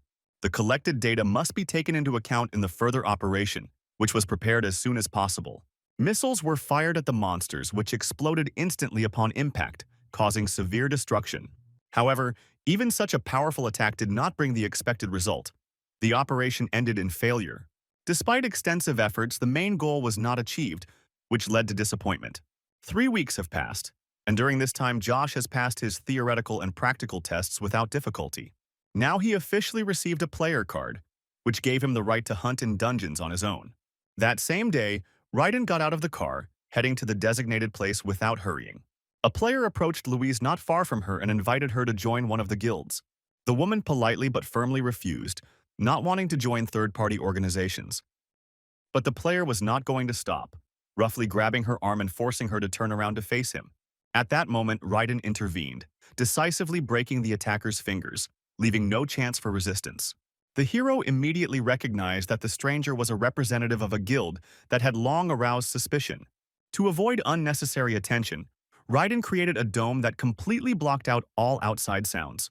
He suspected that Louise might have accidentally attracted the guilds with her recent growth. Continued the conversation with the player in a calmer tone, trying to achieve at least some politeness. After this, Raiden forced the stranger to leave, leaving him with damaged pride and pain. Louise just nodded in gratitude, and together they went into the new crocodile dungeon. On the way, they discussed Josh's recent achievements, which were truly astonishing in their pace. The woman happily noted that the young man had become much stronger and continued training every day. Her tone was full of pride, because she invested knowledge and faith in potential into it. Suddenly, they sensed the presence of an enemy nearby, which caused them to instantly change the course of the conversation. Without wasting any time, both prepared for battle, carefully avoiding the arrows flying in their direction. Together, they were able to defeat the first monster, which resisted strongly, but still fell to the ground wounded. But as soon as they caught their breath, new creatures appeared, and the threat became even more dangerous. It seemed the dungeon wasn't going to let them go without a trial, sending enemies again. Without wasting time, they attacked immediately, acting in a coordinated manner and neutralizing one threat after another. After the battle, each of them rested a little, gathering strength before the next part of the mission. Their endurance became a key advantage that allowed them to hold on despite fatigue. After a short break, they went deeper into the labyrinth, where a new challenge awaited. At this time, in the Dark Guild, Asher reported the latest news about Louise to his leader. He told about his meeting with the hero, which greatly angered the ambitious guild leader. Although the situation looked threatening, they had no intention of retreating or changing their plan. Their sponsor had strictly ordered that they capture Louise, so they had no choice. The woman was a valuable asset to them, whose power they wanted to use for their own purposes. Meanwhile, Raiden met with Josh, who had just returned from another successful hunt. They briefly discussed the results, and the hero gave the guy a reward for the collected magic stones. Josh, without thinking, tried to return some of the funds in gratitude for the help. But Raiden refused, not wanting to take even a penny for the support he was providing voluntarily. They agreed to continue training the next day, since Josh's growth was obvious. When the day ended, Asher was in the guild carrying out a new order related to the protagonist. He obtained detailed information about Raiden and his associates, analyzing it carefully. At first glance, defeating such an opponent seemed quite realistic, but they had no idea what power the one they were about to deal with had. In the morning, everyone gathered at the gate, ready to set off to a new hunting ground. But then Raiden noticed a black van that looked surprisingly suspicious. He quickly got into the car with the others, trying not to lose his vigilance. The van began to follow, not trying to hide and keeping a safe distance.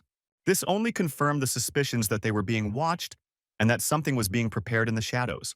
At first, they went to the dungeon, where at that time Josh was already with his own task. During another battle, the hero suddenly felt someone's unfamiliar presence, which caused alarm. Without wasting any time, they decided to move deeper into the labyrinth to check the situation on the spot. Soon, several players removed their disguises and it became obvious that they did not plan to hide for long.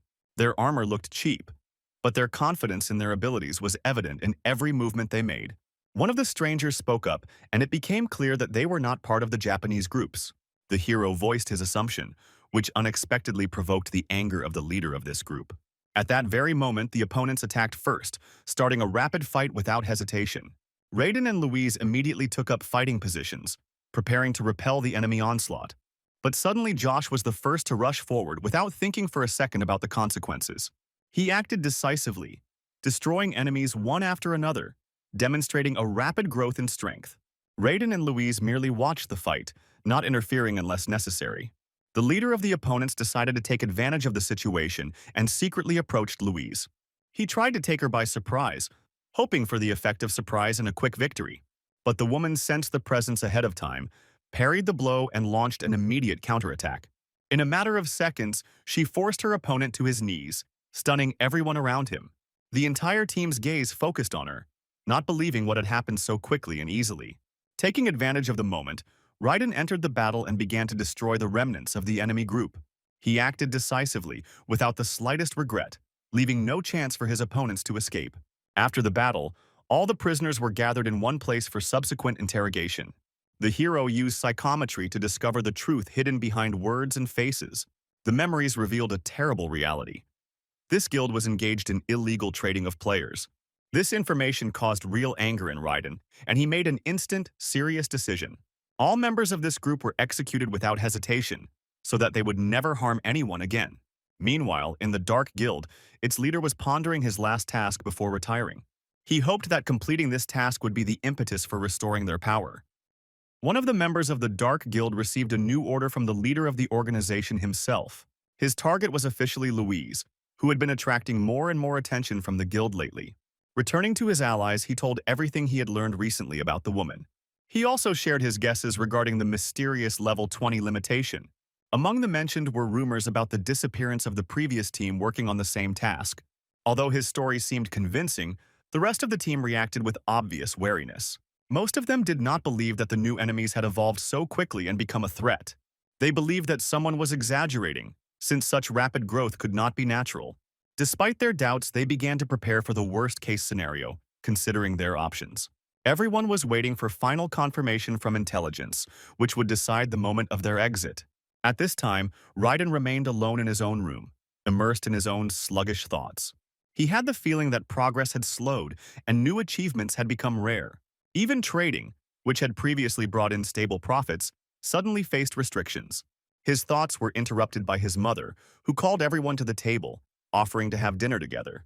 The whole family gathered in the kitchen, and Louise had already joined in, becoming a part of it. While they were eating, the two women's attention was drawn to the television, where a popular TV series was being broadcast. Their hobby became a topic of conversation because television dramas were the mother's only hobby. Raiden watched the conversation, wondering how much movies could influence emotions. He thought about how even in difficult times, simple things can bring a sense of peace and joy. After dinner, he decided to continue the discussion by turning to Louise. He was genuinely interested in her opinion of contemporary cinema, especially given her background. The woman responded with admiration, because she had never seen anything like it in her life. Her reaction gave the hero the idea that these materials could have commercial potential. He realized that films and TV series could be turned into a new, unique product for trade. The next morning, a woman from another world received a message informing her of a new category of goods appearing in the store. She hesitated for a few minutes, doubting the wisdom of buying a TV set along with a video player. But then I decided to place an order, although I was a little unsure until the very end. After delivery, the woman immediately turned on the first available film and began to watch it carefully. The film, called Transformers, captivated her so much that she even forgot about her evening's business. Her face glowed with joy, and her gaze became more focused and admiring with each passing minute. At the same time, Raiden received a notification about a purchase that had just been made through his digital platform. In addition, the system also sent a comment asking to add a work named Bumblebee to the catalog. This surprised the hero, because such a character was part of the film and could not be put up for sale. However, he began to think about how he could get out of the situation without losing the trust of potential clients. After some thought, he turned to Louise to hear her solution to this dilemma. Without thinking twice, she suggested creating a series of figurines that could change shape, like in the film. Raiden immediately approved of the idea, realizing that it opened up a new direction for his product line. Within a few days, sales began to grow steadily, increasing his profits almost every hour. Finally, the moment came when he had collected enough funds to afford to buy an important elixir. It was a special remedy created to treat complex diseases, which he had been looking for his father for a long time. Without wasting any time, he immediately went to the hospital, taking with him a bottle with the healing contents. Approaching the bed, he carefully opened the bottle and poured a few drops of the medicine into his father's mouth. The feeling of duty fulfilled filled his heart with a warmth he had not felt for a long time. In the evening, having already returned to the store, the hero decided to spend some time studying the updated catalog. Among the many positions, his gaze stopped on one very rare and mysterious object. It was about the Thunderer, a divine-class artifact that had remained blocked to him until now. Its price was not reflected, but it was noted that one needed to accumulate a quadrillion points to purchase it. Understanding the complexity of this goal, he decided to choose something simpler, but still useful, for now. As a result, he acquired an elixir that increased the strength indicator by 1, making the owner somewhat stronger. The next morning, the family was called to the hospital, where doctors reported good news about the father's condition improving. Everyone was happy to hear this because for a long time the treatment had not given the expected results, and finally there was hope. The hero felt peace in his heart, realizing that his efforts were not in vain, and that the help really worked. Meanwhile, in a cramped room in one of the apartments of the Dark Guild, a group of players were gathering for a meeting. As they discussed their next steps, they argued about the need to remain in the shadows and avoid conflict. Some were already striving for an open confrontation, wanting to stop hiding and begin active actions. However, the commander remained cautious, explaining the complexity of the situation and emphasizing the danger. The team members reluctantly agreed, but soon began to whisper behind his back. They spread rumors about the leader, as if he was a hero of Osaka and had a questionable past. The conversations included rumors of crimes, including violence and the alleged murder of a minor. Meanwhile, the hero and his companion continued to fight in the dungeon, destroying monsters. After another battle, they rested, talking about the equipment that Louise wore. But suddenly, the hero felt the approach of several players, who quickly surrounded their position. After exchanging brief words, they realized that their opponents had a specific plan of attack. Without wasting any time, Raiden and Louise launched a counterattack, moving quickly and silently in the shadows. They methodically sought out enemies, destroying them one by one with extraordinary precision and force. The enemy commander, sensing Louise's approach, ordered everyone to gather together at a certain point. But the hero took advantage of the moment. He appeared from behind, struck the first blow and broke their formation. Louise did not stand aside. Her attacks were no less brutal. She instantly neutralized others. After the battle ended, Raiden grabbed the commander by the shoulder, preventing him from escaping the scene. Louise gathered the surviving enemies in one place, along with all their personal belongings.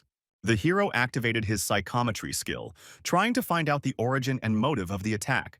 The vision confirmed his suspicions. The players were from Japan, likely part of a dark organization. Raiden did not hold back his emotions, clearly stating that any refusal to cooperate would result in death. To prevent them from lying or evading the truth, he used the truth contract, establishing control.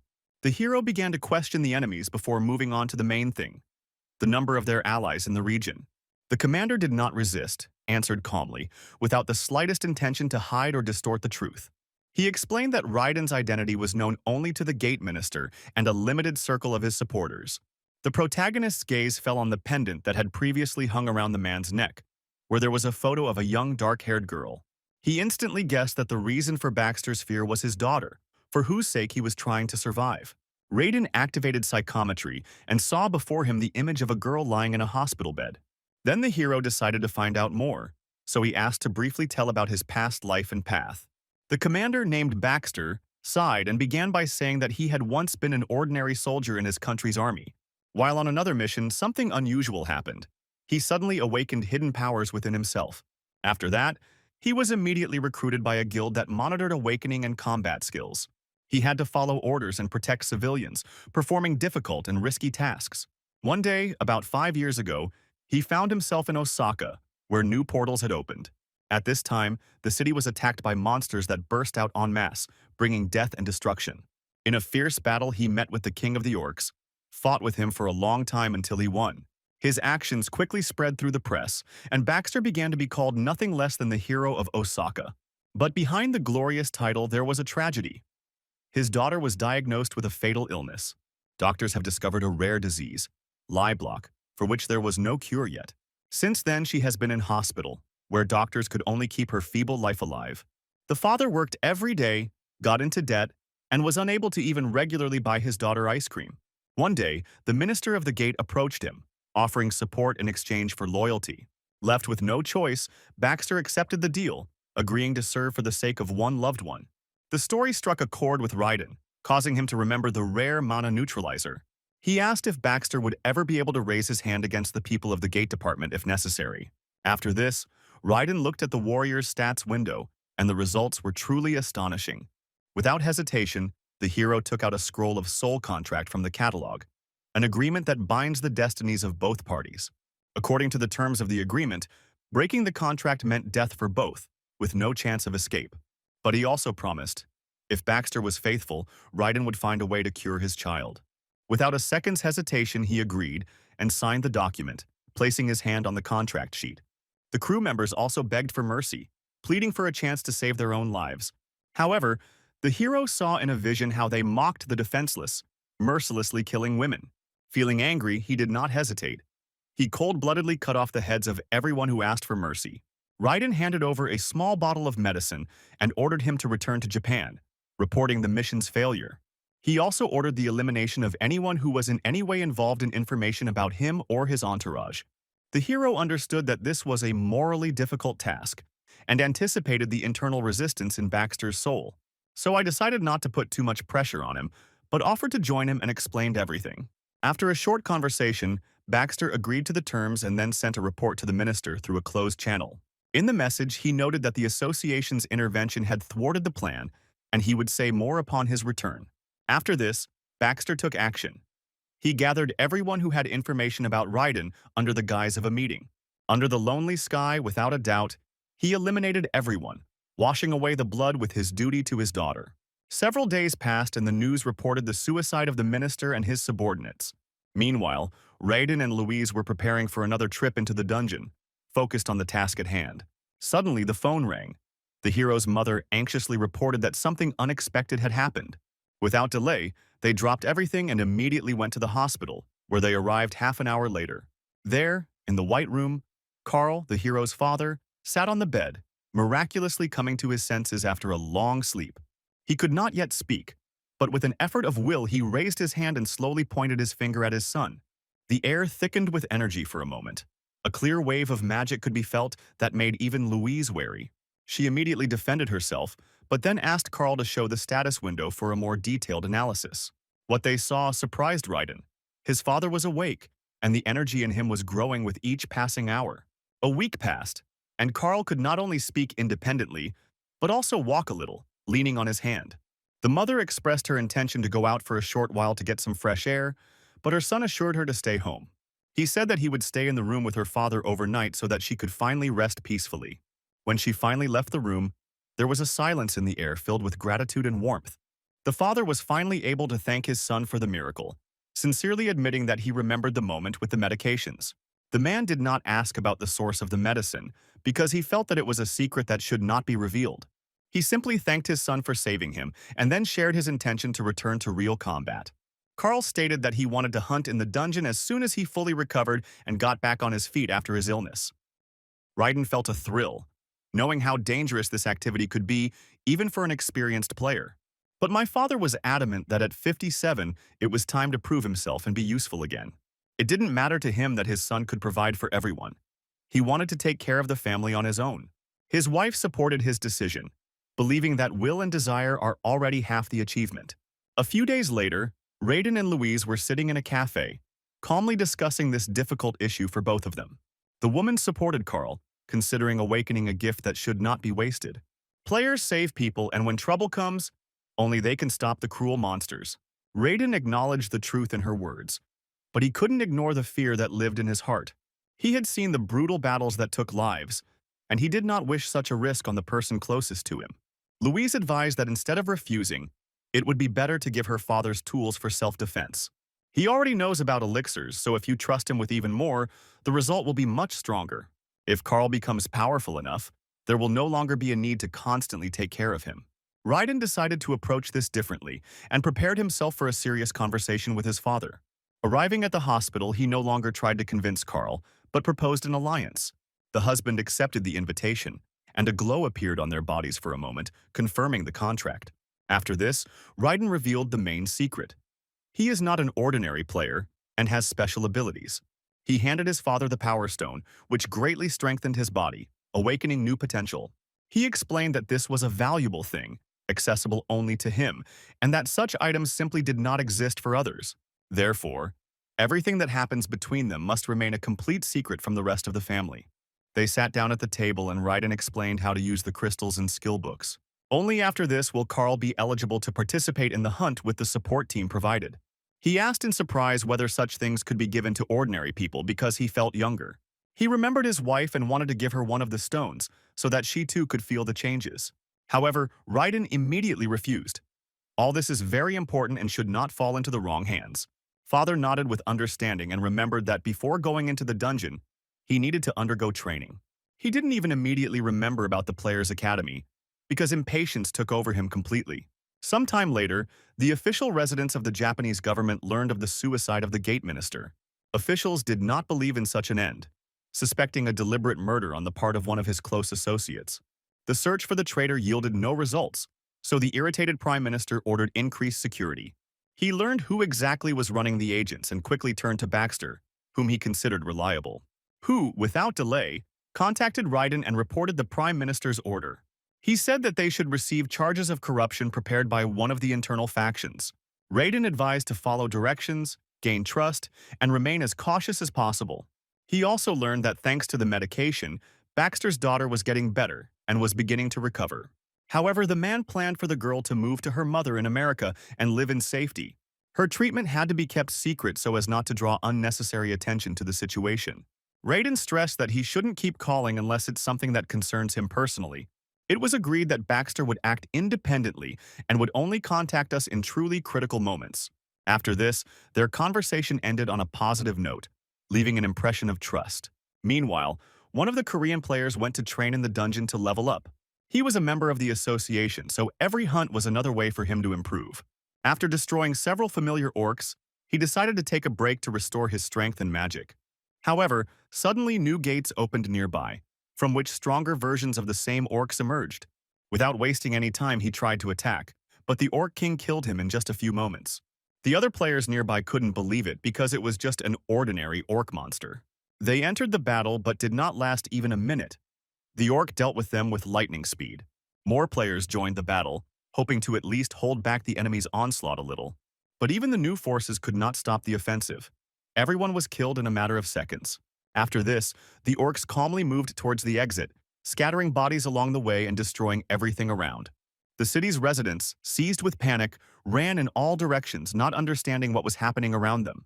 It was impossible to fight the monsters because they carried something unnaturally strong within them. Panic began to spread throughout the city, leaving behind chaos and despair among the common population. Meanwhile, Raiden and Louise were leaving the dark underground labyrinth, having just completed another dangerous mission. At the exit, they were met with a missed call from the association, but their attempt to call back was unsuccessful.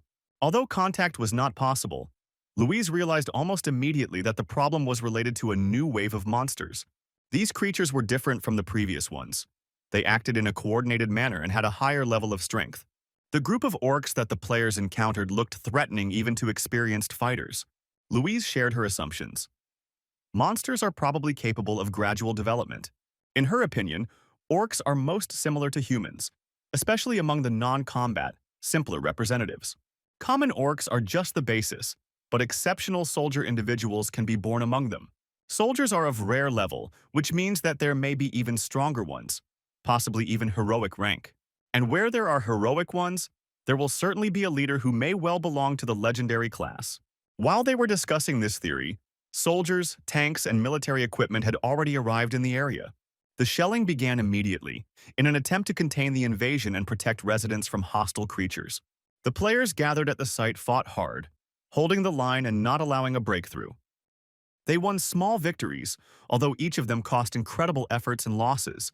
Raiden soon appeared, analyzed the situation, and felt a momentary relief. At first glance, the players had the advantage and victory seemed achievable in the near future. But everything changed when a menacing roar was heard over the horizon, causing everyone to freeze in place. It was the Orc King, a huge creature whose voice paralyzed most of the warriors. Only Raiden remained unharmed by the magic, standing among the motionless players who were defenseless.